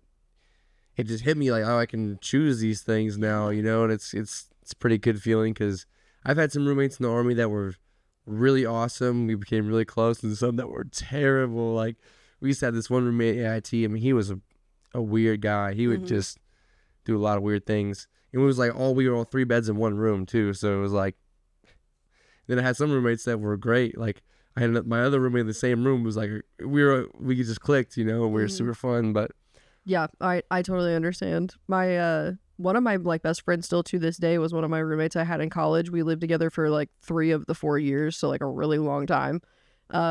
And like her and we got along great, and we're still friends. That went awesome. But they're like, I had a couple other roommates when I was in college where I was like, this is terrible. Did you ever live in the dorms? Yeah, I did. How was that like? Or what was it, Waterson? Yeah, I lived in Water. Really? Yeah. What was that like? I lived at, I mean, it's kind of cool. Like, I grew up in a town of like 1,000 people in the middle of a cornfield. So then when I moved to Bloomington, I was living in like the tallest building in the area. And I was like, this is kind of sweet. That's cool. But ISU, I guess, has been doing this thing where they've been taking in way too many students every year. Like, they don't have enough student housing to house all the people that they're accepting into their freshman classes. I don't know if they're still doing that. That's what they were saying this year. Yeah. So good to know that's still going on. Because, yeah, when I was a freshman, they took in way too many freshman students. And so Waterson, like, has single dorms that you, like, if you want your own room, you can pay for your own room, or you can have like a double where it's just you and one other person. And then they have triples. So there's like some rooms that are built for 3 people to live in there. But we had so many students that they had to turn the triples into quads.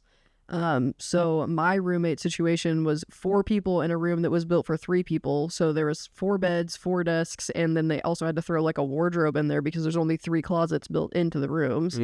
So it's like crowded as hell.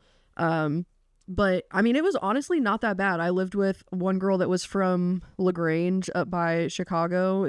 I met her on like the roommate match thing. Like we were planning on living together, and then we ended up getting put into a quad because we got like a really late selection date for our room.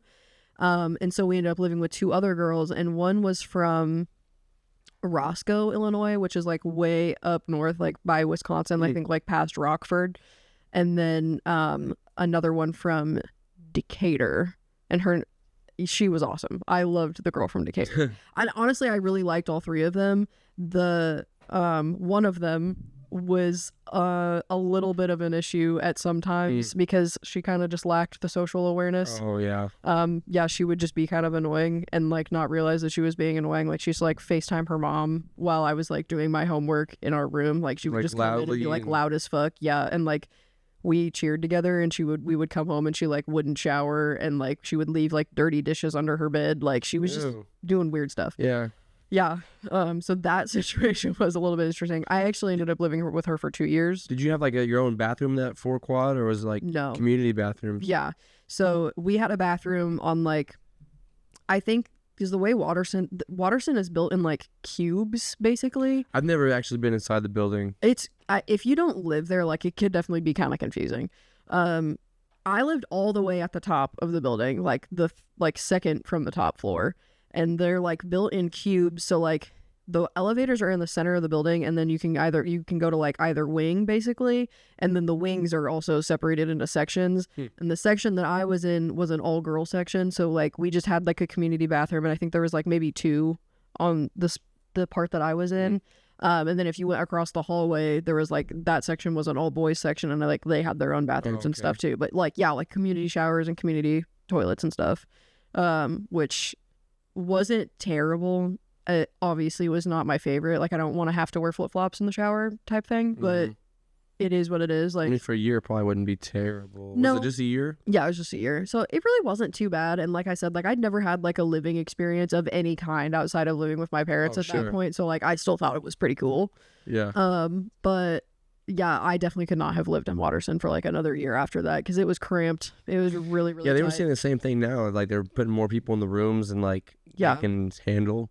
Yeah, it's like you can like loft the beds and stuff, and like really like you can make it work and make it feel not super crowded, but like it's hard. Like the rooms aren't that big, and like obviously everybody's got their own furniture, and you have all this stuff that you move in with. Like I looked like a crazy person moving into Waterston because I brought like literally everything I had, and then my room was packed full of my stuff and 3 other girls' stuff. So it was like it was kind of a lot. That is. And trying to mix like 4 18-year-old girls into the same room that have all like had different lifestyles is so hard because like I would come home some days during the winter and like our heat would be off and our window would be open because that's one of the girls that I lived with would always get really hot. So she always wanted to have the window open even if it was like 30 degrees outside. And like the other 2 girls were always like on the phone and like whatever, you know, like I'm sure that I was doing things also that they were like, that's weird because it was just 4 people from 4 completely different places from 4 different families and living like, together. Yeah, just like being smashed into the same room. It's kind of like it's very similar in the Army too, as far as like the barracks life. Like the barracks just, well, it's all different. It's different throughout the different stages. Like basic training was like a bays, so it was like what you see in the movies.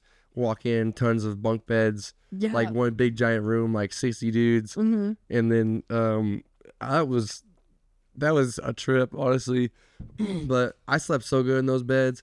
I mean, we'd be exhausted. They would like time it like 6 hours, 6 or 7 hours of sleep exactly. So like we go to bed at like 11, 12, 1, 2, 3, 4, 5. Yeah, like well no, we go to sleep at like 10 most of the time. We try to be asleep by 10. They wake us up at like 5. So it was like be like right on the money. Honestly, I bet that's great having like a solid ass sleep schedule every day. I mean, literally when I hit the pillow, I was like, ow. Yeah. But I would say like in the morning, it'd be like, ain't no way, like gotta be up this early. But then when I got to AIT in Georgia, it was like I was saying, it was like 3 to 1 room, and we each had every room had its own bathroom too. Okay. So it was like, you know, it was decent. Like yeah, it's not that bad. Or 3 beds. Was 1 desk, so obviously we only need a desk, and then the 1 bathroom. And then when you get to your actual unit, it's like pretty much every barracks is the same to where you have a roommate, but you each have your own bedroom. But then there's like a common area with like the bathroom and like a little kitchenette. Yeah, I got you. That's kind of how my second apartment was. Yeah. Because I only lived in Waterston for a year, and then I ended up living with 2 of the same, or no, one of the girls I lived with in Waterston moved in with me at my next apartment our sophomore year. We ended up living at Cardinal Court, that one that's like all the way over by the football field, because those are technically like sophomore housing. Yeah, they're like right down the street from U High.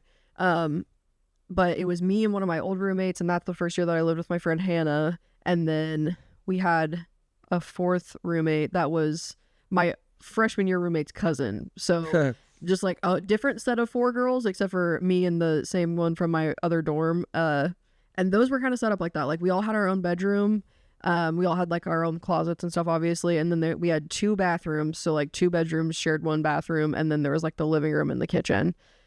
And those ones weren't bad, honestly. I didn't hate they're like, it was my like first like actual apartment ever. So like that was pretty cool. The community laundry thing I've always hated. I cannot stand to take guys' stuff to like communal washers and dryers. That's how it always is in the barracks, unfortunately. Dude, yeah, like that's the worst. Like every time I've looked for a rental, like as an adult, I will not even go tour the place unless there's like a washer and dryer hookup or they already have it, because I'm not going to a laundromat. Like that's just another thing that I have to do, and like that probably sounds so like pretentious. No, but, it doesn't. Dude, I hate it.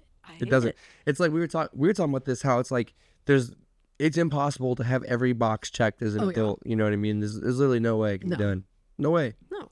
You can try as hard as you want to, and like you maybe could find something that checks all the boxes, but you're gonna end up paying so much money. Yes. Yeah. Or paying somebody to do it, like you have to cash out money. It's like I was talking to this about my players the other day about the importance of like prioritizing things, because like we were saying, you're gonna have so much things to do. You gotta like prioritize. Okay, what is important, and what do I need to work on right now? Like there's a saying in the Army that we have like 50-meter target.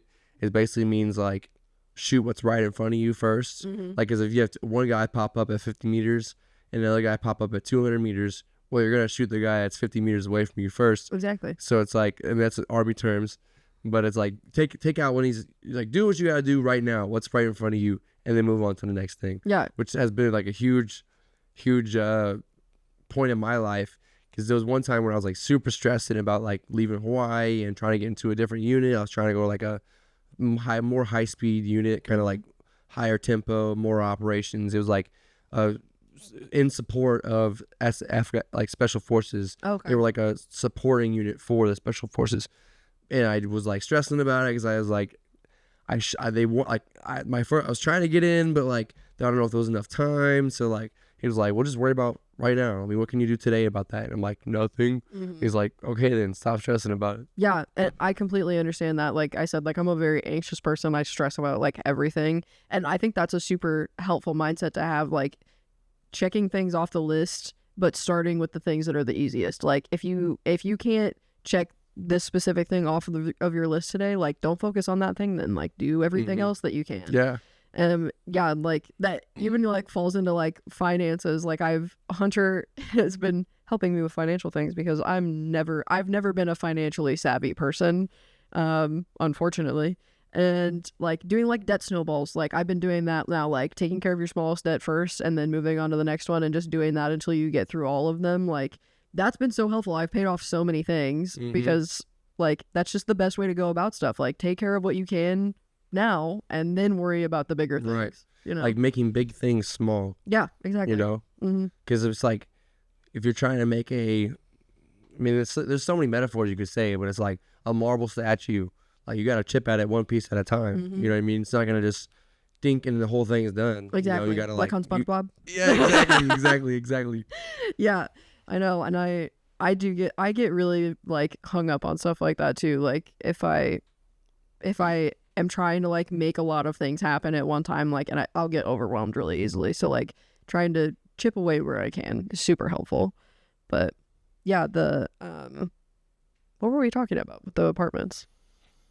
I lost track. Just like living with people. We talked about a lot of things. Yeah, we've been covering a lot of topics. That's the best way to do it, honestly. I Like, know. That's why I like doing free flow. Like sometimes I'll have like a little note sheet of like stuff like but I don't put down like extravagant notes. I'll just put like one word just like kind of to touch on it, because I feel like a lot of times, like even earlier, I would like create like elongated notes of like what I wanted to cover, which isn't bad, and a lot of people do it like that. But then it's like if I, at the end, if I look back and like, oh, I missed this part, then I'm thinking like, oh, I wish I would have. It's like I don't really want to think about this like that. Like, I don't want to think about like, because just because I didn't talk about that note doesn't mean it's not still good. Yeah. Yeah, exactly. Yeah, I do like the free flow process of the podcast.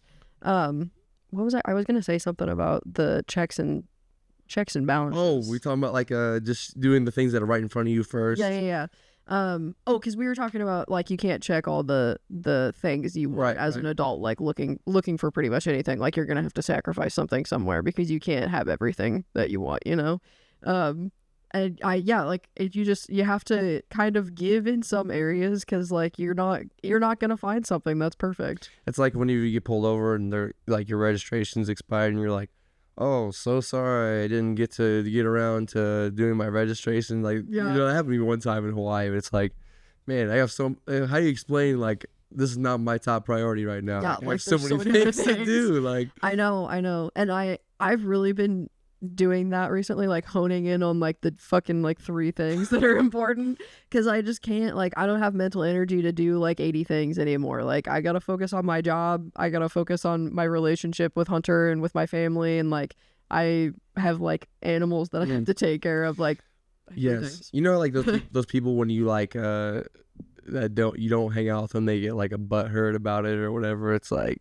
yes, Hunter's looking at me right now because oh my God, yes, I know so many people like that. And it bums me out and it makes me feel really bad, because I know that like in their head, they think that I'm like, I know that like I'm hurting those people, because I'm not fulfilling their needs in that situation. But like, I can't, like we can be friends. Just because we're not hanging out all the time does not mean that I don't like you. Like, especially like a lot of like my like close friends, like people that I knew in college and people that I knew from like my hometown, like I love those people. They're so important to me, but like I have other things that I have to be doing right now. So like it has literally nothing to do with them, and it has everything to do with me and that I'm busy. And like it sucks, because like I feel bad being the person that's like, oh, sorry, I can't do anything. Like I've got to go home and draw tonight, or like, sorry, I can't do anything. Like Hunter and I have a date night planned, or like, oh, I'm going to go visit my family, because my family lives 2 hours away from me. So like, I feel terrible because I know that it makes those people feel shitty and like I don't care about them, but like I'm just at a point now where like I can't hang out with my friends as much. Like I just don't have time. I don't have energy to be doing that. Even if I did have time, like if I've got extra time, I'm gonna be honest with you, I want to stay home and do nothing because I need to have like some time for like to relax. R&R. Yeah, exactly. Like I can't be as, like I said, like the social battery in me got depleted so much. Mm-hmm. So I mean, the best friends are the ones where it's like you don't see them for a while and you just pick back right up where you left off, and the ones that are understanding and compassionate too. Because honestly, whenever like, let's say like there's a friend that I haven't seen in a while, and I do get the chance to see them, and they're like, "Oh, like it's been a while, like I haven't seen you." It's like they're spending that. Yeah, exactly. It's like, well, I'm here right now. It's like I'm with you. We're hanging out right now. Can we not just enjoy this moment? Why do we have to sit here and talk about how we don't see each other anymore? Like obviously, like we're both adults. We both got stuff to take care of. And I feel like now after reading that book, maybe that's like those people's love language is quality time. Yes.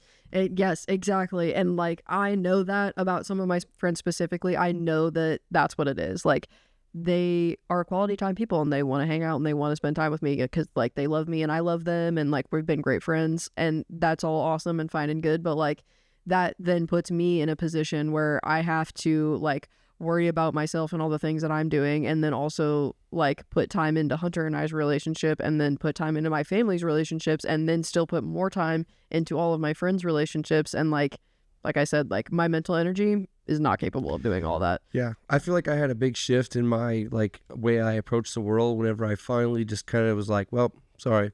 Yeah. You know what I mean? Like I upset you.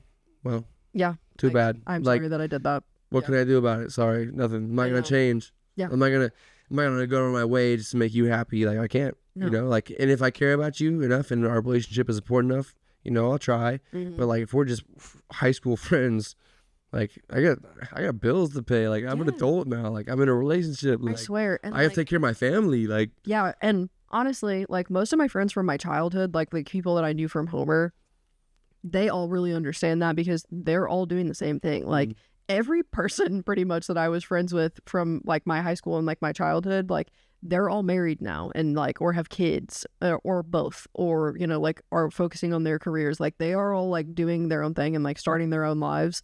So like I feel like that's never been an issue with like my childhood friends, because like as soon as we graduated high school, we all went in different directions, and like every now and then we get to see each other and hang out again, and it's awesome and it's super nice to like be back with all of them. But like none of us are like texting each other being like, oh my god, I can't believe that we never, like, you don't ever hang out with me anymore. Like, because I know all of those girls have husbands and children and jobs. Like I know I'm not the most important thing that's going on, and it doesn't mean that we're not friends, you know? Right. Like I don't know, I completely understand, because I understand the like anxiety about feeling like one of your friends is like doing like a friend breakup, but like in my case, like that's literally not what it is. And I have had such an issue with that, especially in the last year with my apprenticeship, because I've been so busy. Like I was working 2 jobs for a while, and like now that I'm like I'm still just as busy as I was honestly when I was working 2 jobs. I just like now I distribute my time a little bit differently, but like a lot of people have brought that to my attention in the last year, like that I don't go out with them enough, or like don't, like we can't spend as much time together, which like again, like I'm not upset about it. I feel bad that I can't, but like it's literally just because like I'm starting my career and I'm really focused on this, and like what I put into it is what I'm going to get out of it. So like I have to put 98% of my time into that.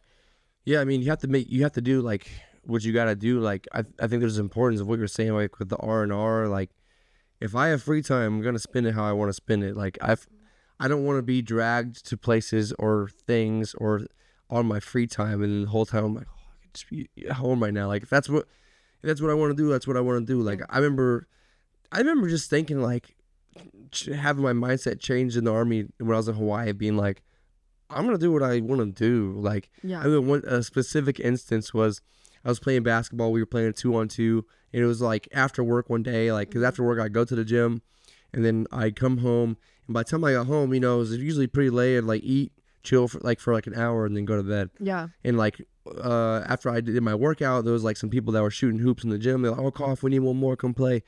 So I was like, "All right, I'll come play." And my teammate was just like, every time I like missed a shot, he'd be like, "Oh, come on!" Like just like kind of like just Yeah. And then I was like, whatever. I didn't and then want to be here. Yeah, then after a while, I literally was like, all right, I'm done. Yeah. And then I was like, I'm not playing anymore. Yeah. And they were like, oh, come on, don't quit. Don't be a quitter. I'm like, I'm not quitting. I just don't want to be here anymore. Yeah. Like, it's literally this is my free time. Like, I could be at home. I don't want to be here, so I'm going to leave. Yeah. Like, don't take it personally, but that's just what it is, Yeah, I completely understand. I've had that mindset for a really long time too. And I I actually, when I was on not my last spring break, when I went on spring break my junior year of college, there was a perfect example of that actually, because there was one night where like, I mean, we had already been on this trip for like 4 days or something. And like, you know how spring break is, like you're literally just like getting hammered all day. Yeah. So like a few days in, I'm tired. I'm so tired. And like all the people I was with really wanted to go to this bar that night because the bar looked like it was super fun. And like we get to the bar and the line outside the bar is like 1,000,000 miles long. Like it's gonna be like hours before we even get in there. Oh, no. And we pull up in this Uber and I was like, I'm gonna be honest with you, I'm going back to the Airbnb. Like I don't want to stand in this line. I don't want to go in this bar bad enough to stand in this line. And like not a couple of them, I think there was one person specifically that was like, no, come on, like we're on spring break, like you should stay, you should go out with us. And I was like, we've been going out for 4 days, like I don't want to be here, I'm not gonna force myself to be here. Yes. Like if I don't have energy to be doing that, like especially like in relation to the social battery thing, like if my social battery is already kind of empty and then I like try to force it, like I'm not gonna be fun to be around. So Exactly. why would I make you guys go through that also? Because I'm not gonna have a good time. So why would I leave myself in this situation and maybe dampen your time when I could just leave and then you guys can have fun without me? Like that's okay. Yeah. I don't have to be a part of everything. Yeah. And I think that even translates to like anything, like we were saying with work too, like being somewhere doing something for work that you enjoy is so important. Like not even just in my free time, but what I do with my like vocation too. Like I want to enjoy what I do. Like I really don't. We talked about the 9 to 5 stuff before and how it's kind of just like meh. But yeah, I mean, it is and it isn't. I guess it depends on the person and like the situation. But man, I'm not gonna lie. Like coaching, I love it so much. Yeah. Like the last year, I was like kind of like I'm not sure, but I've really fallen into it now. So it's a lot of fun. But because coming out of the Army, it was like a big change. But I don't know. Could you ever do like a white collar job, like typing paperwork stuff? Yeah, I mean that's essentially what I was doing before. Oh yeah, that's right. But because when I graduated from college, like I said, it was in 2020. So like May through like August, I didn't do anything. I didn't have a job out of college because nobody was open. Like nothing was open. Nobody could do anything anyway. Like the only places that were open were like the essential workers, like the hospitals and stuff like that. And like I'm not going to go work in a hospital because what am I going to do there? Like my degree is not useful for that. So I didn't have a job for a few months, and then I got just like a tech job at this chiropractic clinic where it was like they sold it to you like it was like you help them do your physical therapy and stuff. So it kind of seemed like it was up my alley, but honestly, it was like 90% like an office job. Like Really? It was like pretty much all paperwork and like doing intake exams and like keeping the schedule on track, making phone calls, like stuff like that. So it was very much like a normal like desk job for the most part. And yeah, I hated it. I couldn't stand it. I went from having like the most fun that I've ever had like being in college with all of my friends to working this terrible ass job in a town that I wasn't like familiar with. And I just couldn't stand it. I think it would have been different maybe if like I had a different mindset about it. But I think like after college, I like honestly got like really depressed because like I said, like COVID literally just ended it out of nowhere. Like it was just like all of a sudden I was having so much fun, and then the next day it was done. It was over and it never went back. So it was are you like glad for those experiences, you think, or do you wish they wouldn't have happened? Like college or the job? Like the job, COVID. Like are you glad that they happened? Oh yeah. 100%. Because if they wouldn't have, I would probably be married and be super unhappy and be like on the verge of a divorce. Because that's why I asked. Because isn't it funny how like the stuff that's like the crappiest in our life, it really just aims us to where we want to be. Yeah. You know what I mean? Yeah, exactly. And I have like no, because I feel like sometimes when I talk about this, it sounds like the person I was with was just like terrible and so awful, and like it really wasn't that. Like I have like no ill will towards any of those people. It was just that like it didn't fit. Like two puzzle pieces that did not go together, and like it's fine. You just have to like, I just like recognize that, and I was starting to like kind of get into that mindset that was like, no, I need to do what's best for me, and I need to like make myself happy first kind of thing. And I just realized like this was not that was not part of my Do you destiny. think there's any experiences that it's important for people to go through? Like anything that everyone should experience? Ooh, that's a good question. I think working a shit job is important. I think that will really, like, for lack of a better term, like put some hair on your chest. Like you gotta like, because I think that there's some people, especially in the tattoo industry, that like never worked a terrible job, like never worked like a 9 to 5, or never worked at like, you know, like did like waitressing or like literally anything that like retail or anything like that. If you don't work some sort of like normal job, quote unquote, before you get into tattooing, I think it's really hard to appreciate where you're at with that. Because like tattooing's amazing. Like I go to work every day and draw and put art on people forever. Like the things that I do on people every day are like they're going to their grave with them. Like that's cool. Crazy. And like it's like the coolest job ever. Like I love what I do, and I think I love what I do so much because I've had other jobs where I've been like, yeah, this is just not for me. Like where you're stuck in a job and you're like, wow, I'm really gonna do this for the rest of my life. Like that sucks. Like the next 40 years, you know? Seriously. Yeah. Just like facing, I think just facing adversity is important. Like, yes. It's how you gonna respond, you know, how you gonna react. But man, like, yeah, because it's so crazy. Yeah, if everything is like comfy cozy and like handed to you your whole life, like you're not gonna have any resilience for when things do get terrible, you know? Because like I said, like apprenticeships they're rough. Like I think now not so much. Like a modern apprenticeship, not really like as I don't know if I should say as difficult, but maybe that is the right way to say that. Like modern apprenticeships are very different than the way they used to be back in the day. Like it's just them being like just them like critiquing me for the most part, like them helping me figure out how to do tattoos, like telling me the things that I do wrong, and that's pretty much it. Like, is it like the whole shop that kind of like apprenticed you, or is it like one specific artist? No, it's everybody. And sometimes I think it's a little bit more common for people to have like one mentor, like you're apprenticing under one artist, but me specifically, I'm just like a shop apprentice, so I have technically everybody to like lean on for things, which is nice. But yeah, like I think if my life would have been comfier in other areas, I don't think I would have been able to go through an apprenticeship. Like I've told the guys that I work with so many times that I honestly think it was like supposed to happen this way, that I ended up getting into tattooing later in life. Because like I'm 26 right now and I'm an apprentice. Like I started at Newage when I was 24. And like some people start apprenticing when they're 18, and I don't think 18-year-old me could have handled it. Like I definitely had more of an authority problem at that age. Like I really have had to like coach myself into being able to like take criticism without being like super pissed about it. Because I like the comp cheer thing for so long, like that's literally all it is like you having to be perfect, and if you're not perfect, somebody's gonna point that out to you. Oh yeah. So I think 18-year-old me had a much different mindset, and I genuinely don't think I was like tough enough to deal with going through an apprenticeship. Oh, that's legit. Yeah, that's legit. So I think it was supposed to happen this way, that I'm like mid-20s and doing it now, because I don't think I would have made it through it, honestly. I wish that there was more things that could have like apprenticeship style like that, honestly, because like with this tech stuff, it's like I was telling Hunter, like I'm in college as a film student, 3 semesters, haven't even touched the camera. Yeah. But like the most I've learned is a lot of stuff that I've learned from like our friend Cole.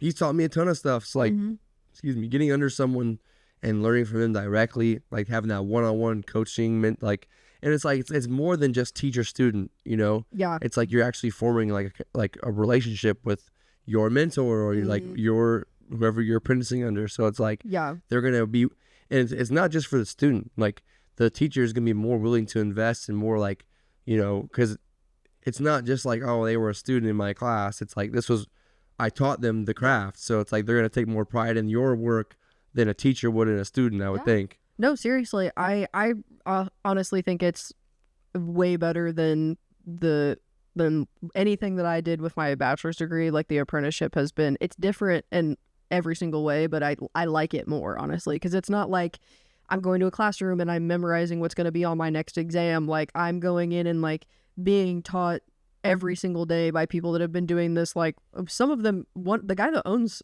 Newage, Jason, he's been tattooing longer than I've even been alive. So like it's so nice, like, because there's so many different people. They all have their own experiences. They all have their own way of doing things. So, like, I'm just constantly getting like an influx of information, and like can like kind of turn all of the things that they're giving me into my own style of tattooing, or like I feel like I'm learning more doing it this way than I was when I was in school, because that's all you have to do when you're in college is just memorize the things that they're telling you and make sure you put the right answer on the exams. Like, right. I think really that's genuinely the only reason that I like got through my secondary education, is because I can memorize things like crazy. Like, I feel like it's more like, because we were talking about this when you go to apply for a job, you don't even have to show your degree. No, you just put it on the thing on the resume. That's it. So it's like, I feel like it's almost for employers a way of to see like, oh, you can commit to something and actually follow through. Yeah, I think it's more of like a discipline thing. Like, if like seeing whether or not you can follow through with stuff, you know.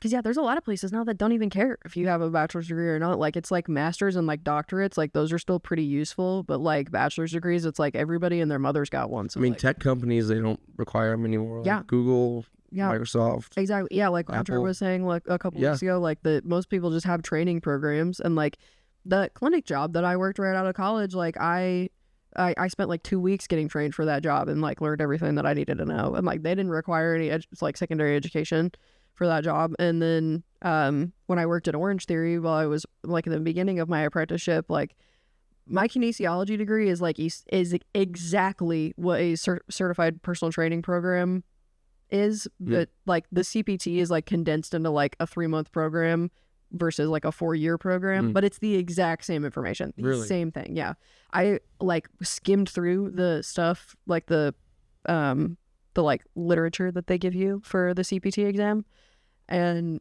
I was looking at it and I was like, oh, this is literally everything I already know. So, really? What is it like? It was college just elongated because of the Common Core stuff? Or yeah, probably. Yeah, because my freshman year, I think I got all my gen eds done my freshman year. So sophomore year, I think I was only taking like a couple gen eds and like starting my major courses. And then junior and senior year, I was like only in major courses. But yeah, it was just 4 years instead of 3 months. But I ended up taking that exam like early because I read through some of the stuff and I was like, oh, I'm already going to know all of this. But I had to get the CPT to work at Orange Theory because they only hire certified personal trainers. And I like even tried to explain that to them. I was like, do I really have to get one? Because like this is already the same stuff that I have a bachelor's degree in. And they're like, yeah, sorry, we just can't hire you unless you have that other piece of paper. So it's more red tape. I swear. And just another $800. Yeah. It's crazy. But I did really like that job, honestly. Of all the jobs I've had out of college, besides tattooing, that one was probably my favorite. How long did you work there? I actually only had to work there for 10 months. So I quit my chiropractic tech job in September of 2021 and then got my CPT the fall of that year, and then started my apprenticeship and my job at Orange Theory in January of 2022. No, January 2023. I quit my job in 2022. So I started my apprenticeship and my new job at the same time, which was crazy. I don't know why I did that, but I was just like, when it first started out, I would only go to the shop like a few days a week. Like I think I was going on like Tuesdays and Thursdays at first, and then like we slowly added on more days of the week, and then eventually I had to change my work schedule at Orange Theory from what I originally was working like the 8 a.m. class, the 9 a.m. class, and like the noon class, and then I had to start working the 5 a.m. and the 6:15 and the 8 so that I could be at the shop all day every day. So like in the thick of it last summer, like right around when Hunter and I first met each other and started hanging out, I was working from 4:45 in the morning to 7 p.m. Yikes. Like most days of the week. It was rough. That is rough. How long did you do all that for? Both those things. I think it was probably like 3 or 4 months. Or was it not that long? I honestly don't remember.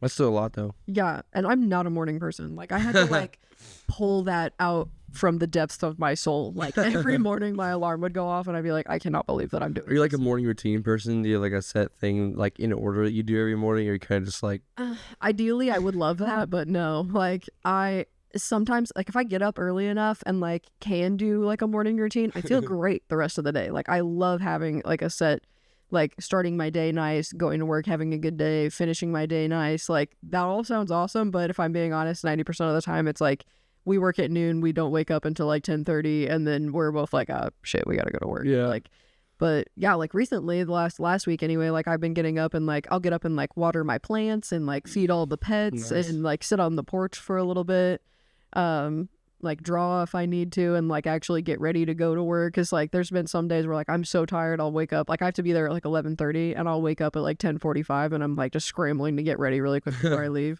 cause I'm just like so tired. But I would love to have a morning routine, but I just am not. I can't commit to it. Yeah. I wish I could. I'm kind of the same way. Like my schedule is so like different. Like it changes so much. Like I do like a lot of different things, honestly. So it's not like I have like a set place I gotta be every morning. So I like it. I do like.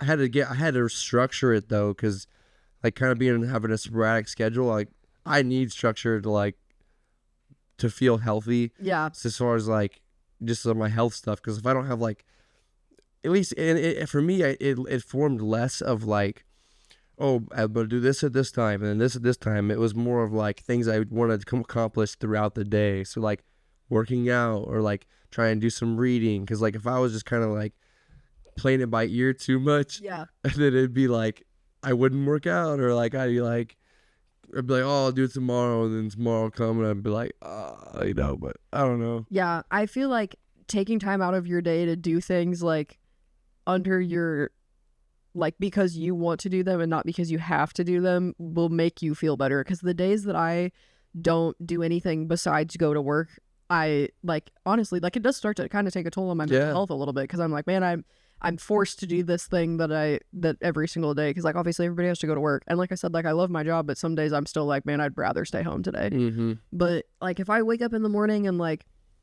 you know, clean the house a little bit just because I feel like it needs cleaned, and then like go to the gym afterwards because I like taking that time out of my day to like go, you know, work on myself, like my days I feel like more accomplished, and I don't feel as terrible because I've been still doing things that I wanted to do that day outside of me being at work, you know?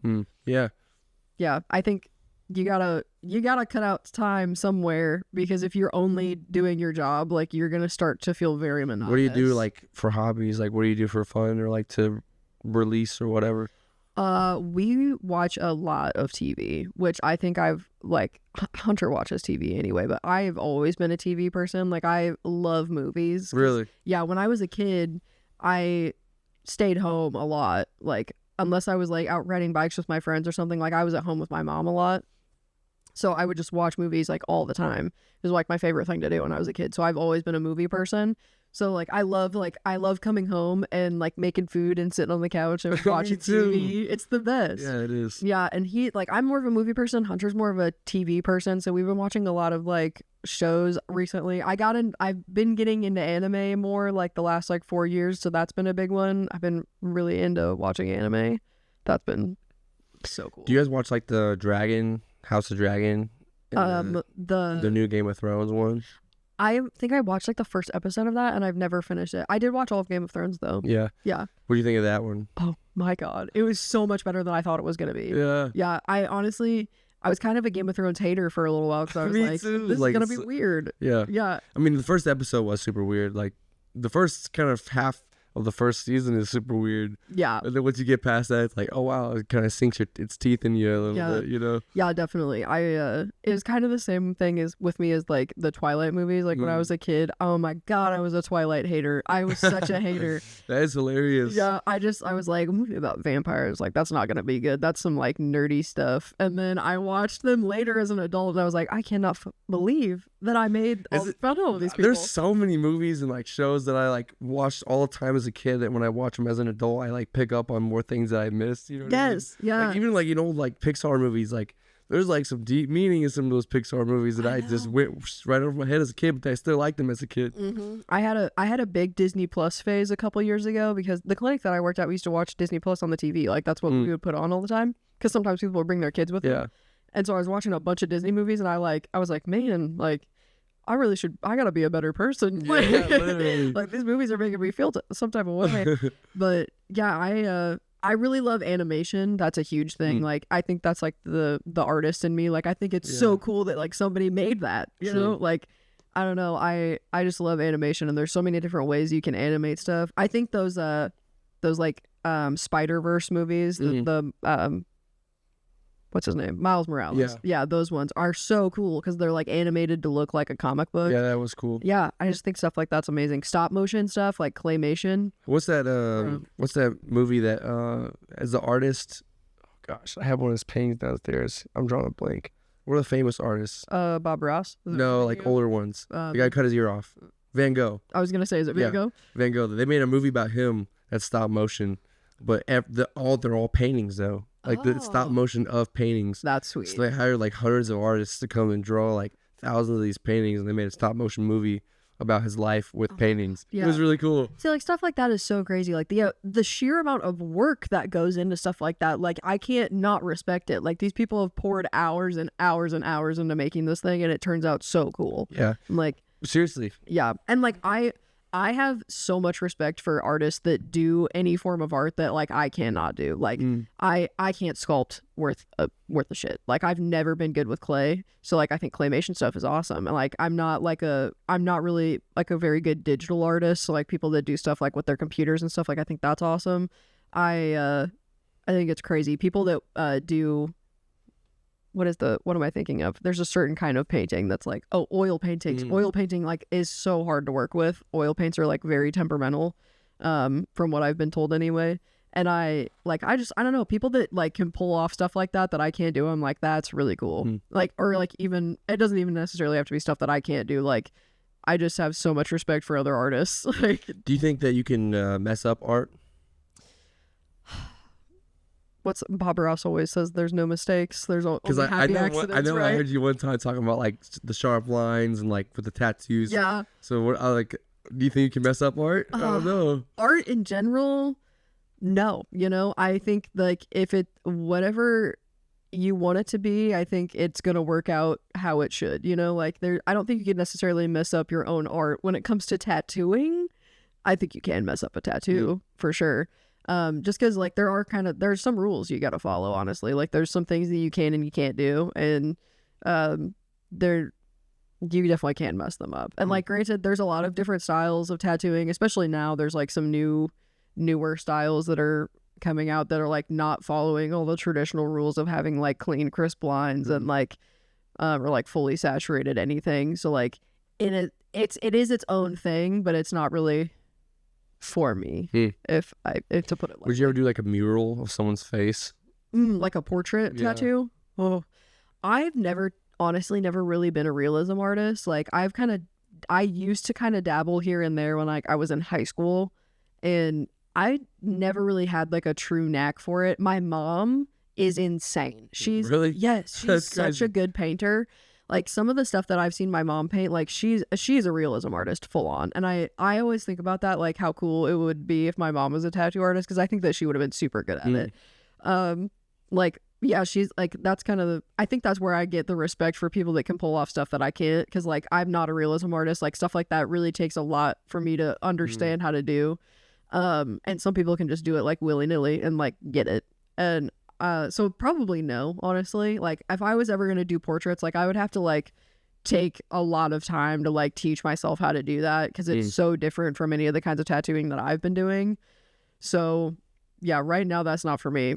Is there anything that you like want to do really bad, like an image or a style? Or I would really love to start doing some, not even necessarily start tattooing them, because I would need to like draw and paint some of it before I ever tattooed it on anybody. But I love traditional Japanese stuff. I think, really? Oh god, I think it's so pretty. Yeah, it is cool. And like I wish that I would have, I mean, I guess it's not like that deep, but I think that's what's really cool about traditional Japanese tattooing is like they're really prone to doing like the like full body suits.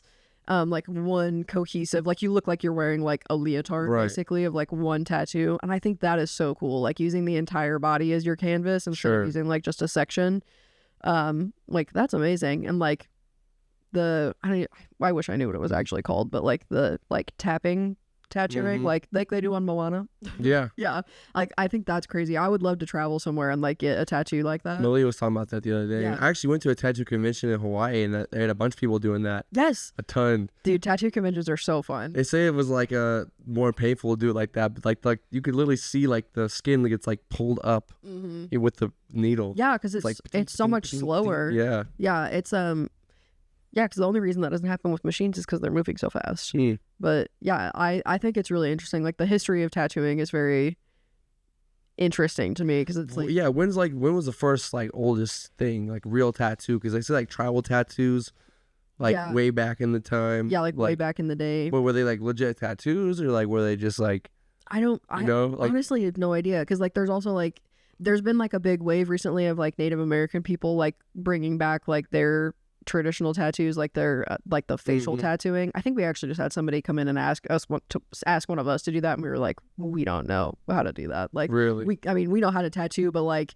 it's kind of one of those things. It's like if you don't understand like the culture of it, like you don't really want to touch it. Really? Yeah, because like I mean personally, I wouldn't like I feel like there's a lot of leeway for that to end up being incorrect because like I don't know anything about it, you know? That's a good point. Yeah. And I would really hate for somebody to come in like to get some sort of like really important like ancestral tattoo like that and like me do it wrong.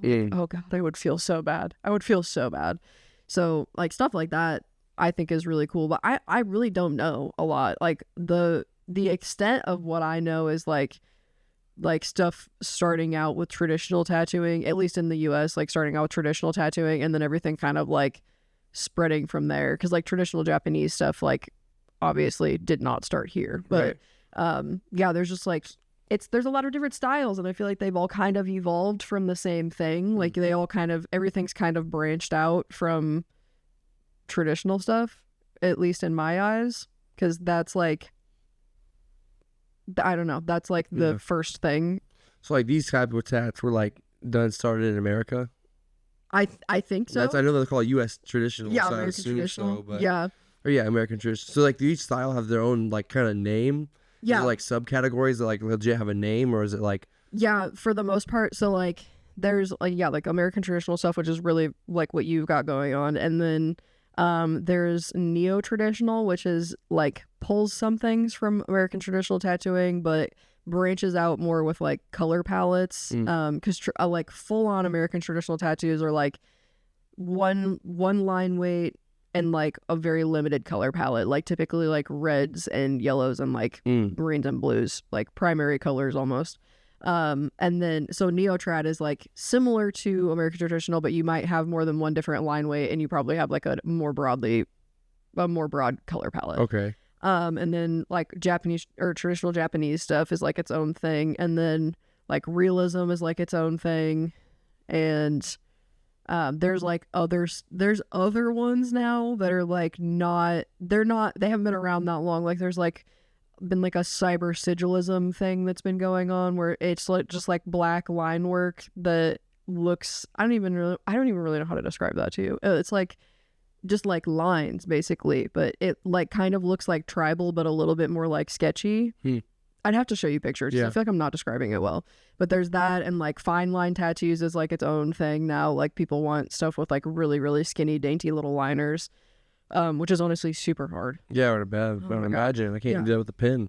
Yeah, because the line's like this big, so if you move at all, you can see it, and then it's like then it looks like it's messed up. So yeah, like fine line stuff is like a new thing. Micro tattooing is a whole new thing that's been going on. What's that? Just doing tattoos that are like this big. Oh, really? Yeah, I don't understand it. I don't like it. But I think that personally, my hot take on this is that I think that micro tattooing is going on because there's like people that do permanent makeup that have been doing tattoos, but they only do stuff that's like this big with really skinny little liners. So they've like created this whole new genre of tattooing, which I could be wrong. I could be completely wrong about how that makes started. sense though. Yeah, but that's like a thing now. Like some permanent makeup artists are like trying to do tattoos because they are technically like a licensed tattoo artist because they do like eyebrows and eyeliner and like lips and stuff like that.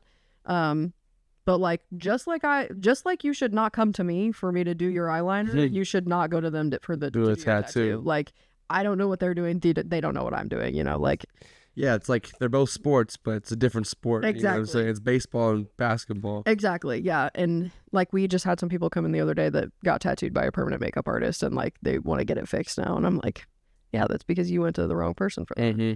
And like I don't even like, I'm not totally not shitting on permanent makeup artists. It's just like it's the exact same thing. Like I don't do people's eyeliner when they ask me to do them because I don't know how to do that. Just like you shouldn't be doing flowers on somebody because you don't know how to do that. Yeah. Yeah.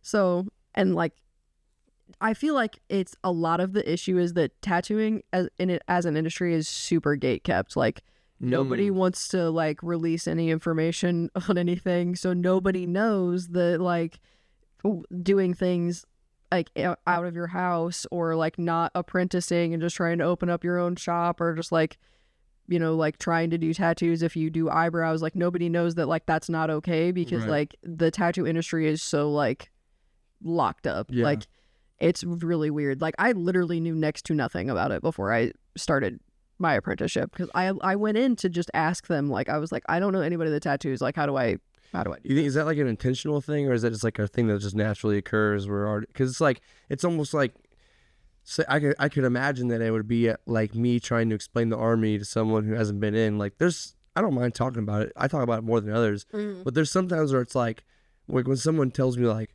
how was the Army, it's like, well, what do I even say? Like, there's so many things. It's like I don't even want to get into this with you because it's like, yeah, that's a long conversation to be having. Yes. Yeah, and I don't know. I feel like it's partially that like because you can get supplies to tattoo people very easily without having any sort of license. Like I think it's partially that like we don't want to talk about it because we don't want to make it easy for somebody to just like willy-nilly start tattooing out of their house because like you. Like straight up, that's gross. Like you really shouldn't do that. Like I shouldn't have been doing that. Nobody should do that. It's not safe. And like I think it's partially that we're trying to keep people from like trying to take it on themselves without learning anything. And it's also just that everybody does stuff differently. Like 90% of the questions that I asked during my like non-tattooing part of my apprenticeship, like their answer would usually be like, well, you can do it like a couple different ways because there's so many different ways to do everything. Like there's not really a right or wrong answer on everything. That's why like there's a lot of I don't want to say polarity, but like the tattoo industry is really interesting in that way that like pretty much any way you like there's a few things that you can and cannot do, but pretty much everything else is like a personal preference. So like there's right machines to use for certain things and there's wrong machines to use for certain things. And like, other than that, like you can do things so many different ways that like you kind of just have to find what works for you. That's cool. Cause I feel like that's why I appreciate you as my artist too. Cause like I feel like as a just person who gets tattoos, like I guess customer, like you want to find someone that you like, you know what I'm saying? Like, my tattoo artist who did like all these ones, like basically on my whole entire shoulder, him and I clicked just like that too. Yeah. And it's like, I've been tattooed. See, this one, I got tattooed by a guy in Hawaii. It was just like not good vibes, really. Yeah. And then like this guy got tattooed. My first tattoo was by some guy in Georgia. And I could tell he didn't really like, he was just kind of like, here we go. But like, I like to find the artists that I can like, just like give, I don't want to say like good vibes, but in a way it is, you know? No, I understand. It's the same as like girls finding somebody to do their hair or guys finding somebody to do their hair. Like if it's going to be a type of thing where you like have to spend time with that person, service. Like you have to like them. Yeah. And yeah, I get that. I've been tattooed by so many different people at this point. Like I've been tattooed by everybody that I work with, except for the owner, Jason. Actually, I'm still waiting to get tattooed by him. But I've been tattooed by all of them. I got tattooed by people in Champaign. I got tattooed by people in Bloomington. I've been tattooed in Nashville. Like, I've been to a bunch of different places, and like it really is like that. Like some people you'll click with and you'll have a great time and it'll be an awesome experience, and then other people it's just like, maybe it's not for you. And I think part of that is that sometimes it's hard to not get hung up on like, oh, this isn't a tattoo that I like really want to be doing, but like. You kind of have to remind yourself that like even if it's not something that like you want to be doing, like you are providing a service, so like you're not gonna do what you want to be doing necessarily all the time, and like that's okay because your client is there and they're excited about getting tattooed and like they came to you for it, like they're gonna pay you for that. Like I don't know, I think a lot of people get hung up on like, oh, I only want to do this style, or I only want to do this, or I only want to do that. And I'm like, at least I feel like that can be kind of a toxic mindset, because then like you kind of alienate some people that don't want to get tattoos like that. And like, that's fine. Maybe they're just not meant to be your client, but like, I think it's important to be open-minded when you're in like a service industry type like this. Like it'd be the same if like if I was like a hairstylist, like, oh, maybe I don't like doing like vivids, or I don't like doing like this certain haircut, but like that person that's in your chair wants that and they came to you, right? So like you might as well be nice, you know. And I feel like the term artist is still appropriate too, because like even with you and like with Kevin Quick was his name in Kansas, like I like to kind of give an idea of what I want and maybe give some specificities, specifications. There you go. But I like to kind of like just be like, kind of do your thing too. Like like with him, I started out like being really specific of what I wanted, and then as like as I got more from him, I was kind of like, I'm kind of looking for, like for this one, this big giant one on my up here, I was like, I just want grapevines, and then he came up with like the whole thing. So it's like I know that like I can give him an idea, or you an idea, like this revolver. Like when I said I wanted a revolver, I had like the thought of a wooden like handle that had never crossed my mind, not once. Like I always pictured a metal one. Then when you brought it up, I was like, oh, that's dope, like so I like having like letting the artists do their own spin on it too. I think it's fun to like collab on stuff. I'm the same way when I get tattooed now. Like I usually don't even have, like, I'll sometimes have an idea of like I want this tattooed, but you can do it however you want. But like probably the last like 6 tattoos that I've gotten, I've just been like, I want this space filled, you can do whatever you want with that space.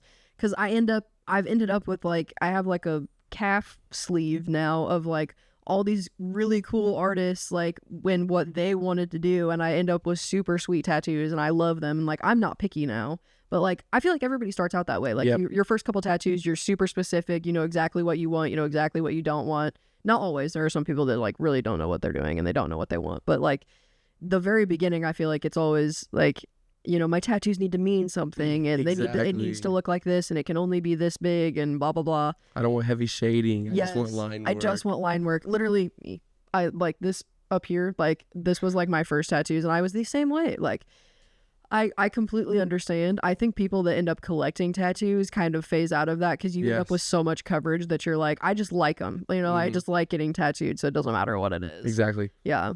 Yeah, because I know like most of the time when people are like, oh, should I get a tattoo, or if I ask them like, do you want any tattoos, they'll be like, the number one answer I hear is, I just don't know what to get. I don't know what would be meaningful enough. Like I feel like less people are saying like, oh no, I would never get a tattoo now than before. Oh yeah. But most people are just like, oh, I don't know what I would get, and it's like, just like I always tell them like, if you know something that you want for sure, get that in like a big spot. Like for like this one. Or like this train, I was like really wanted this train, but I was like, well, where do I put it? Yeah. And someone was like, well, just put it in like the most prominent positions, because you want it right now. So and then go from there. Yeah, exactly.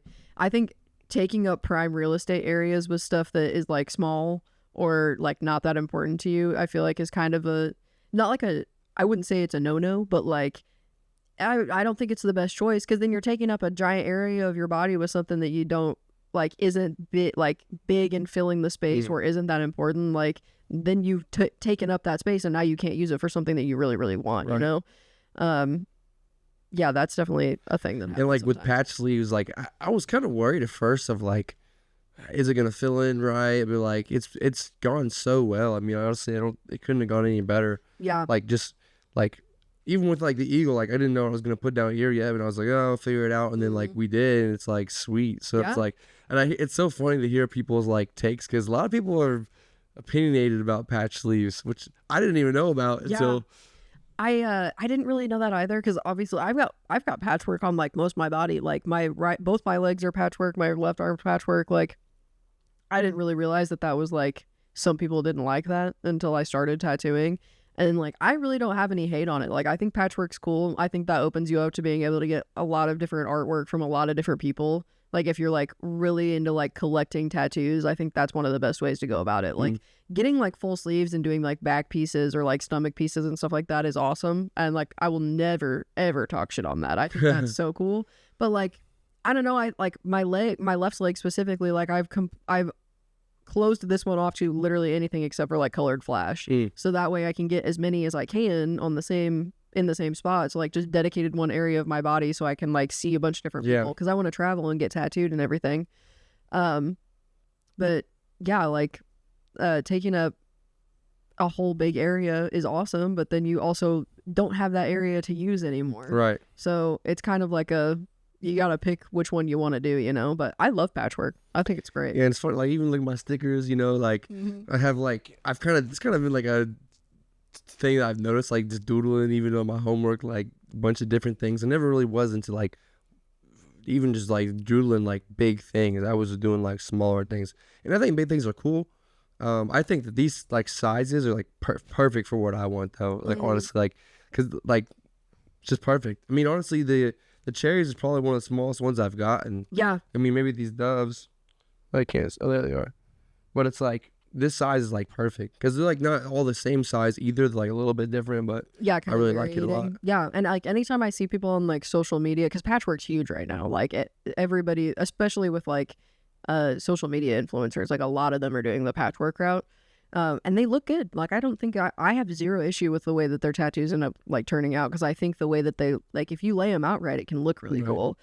But yeah, I think that the hardest part of it is like figuring out how to lay it out and like how you're gonna fill different spots for sure. Because I think like I mean we've even had like a little bit sometimes have an issue with that. We're like, where are we gonna put this? How are we gonna make that fit? You know. But it always works out. You just gotta figure it out. Like when I came in at the beach when I literally didn't even know when I was gonna get tatted that day. But I just figured it out. Yeah, it worked out perfectly though. I know. And I love that one too, because it's like I told you, I think I told you when we were here last time, like usually people just get stuff that's like circular, like spider webs or something like that over their elbow, because it's a weird spot. Like, what do you put there? And like you have like an actual tattoo on your I know, I love it. It's like sweet. People always ask me, it was my most painful one. Oh, hands down. Elbows suck. Elbows like, suck. I remember just sitting there because I was like this when you were blasting, and I was like, oh my gosh. Like, I was like, whoa. Like, I know. Especially like right on the tip. That I was not expecting it. I thought it'd be like these small bones like around here. Yeah. And they hurt, but like that's very tip of my elbow. It literally felt like I was like, bruh. I know. I did like a blackout thing on a guy's elbow and his knee. And knees like that too? Day. Yeah. And I felt so bad. Like every now and then I remember that like I'm actively hurting people while I'm doing my job, and I'm like, oh God, I'm so sorry. Do knees hurt as bad as like elbows? I think that, man, it's been so long since I tattooed my knee. I don't really remember. And honestly, like the tip of my elbow is still open. Like I actually been talking to one of the artists about filling this in, because that's one of the only places that I have open. And obviously I don't have anything on this arm. So as far as like the tip of the elbow, I don't even know what that feels like. And it's been so long since I did my knee. Like I can't even really remember. Yeah. I feel like they're both pretty equally sucky. I just got this one spot right in here. We gotta fill this up next winter probably. Hell yeah. I'm gonna start on this side. But yeah, I mean, we've been going over 2 hours. So yeah. Dang. Anything else you wanted to like touch on? Oh man.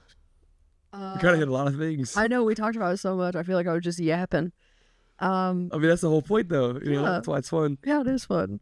No, I mean, do you have anything else you wanted to touch on? Just tell them where they can find you, you know, tell them where to look up your work and stuff. Yeah, I'm in Springfield, Illinois. I'm at Newage Tattoos. I've been tattooing for 9 months now.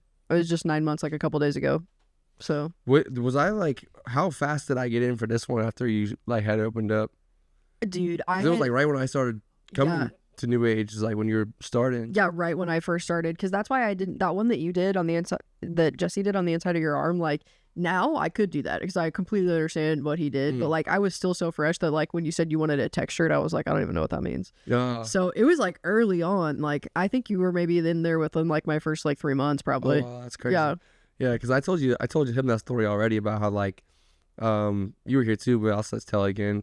So like I came here, I moved back to Illinois, and I was like, "Where's a good tattoo shop?" And same way, people were like, "Oh, go to the Newage."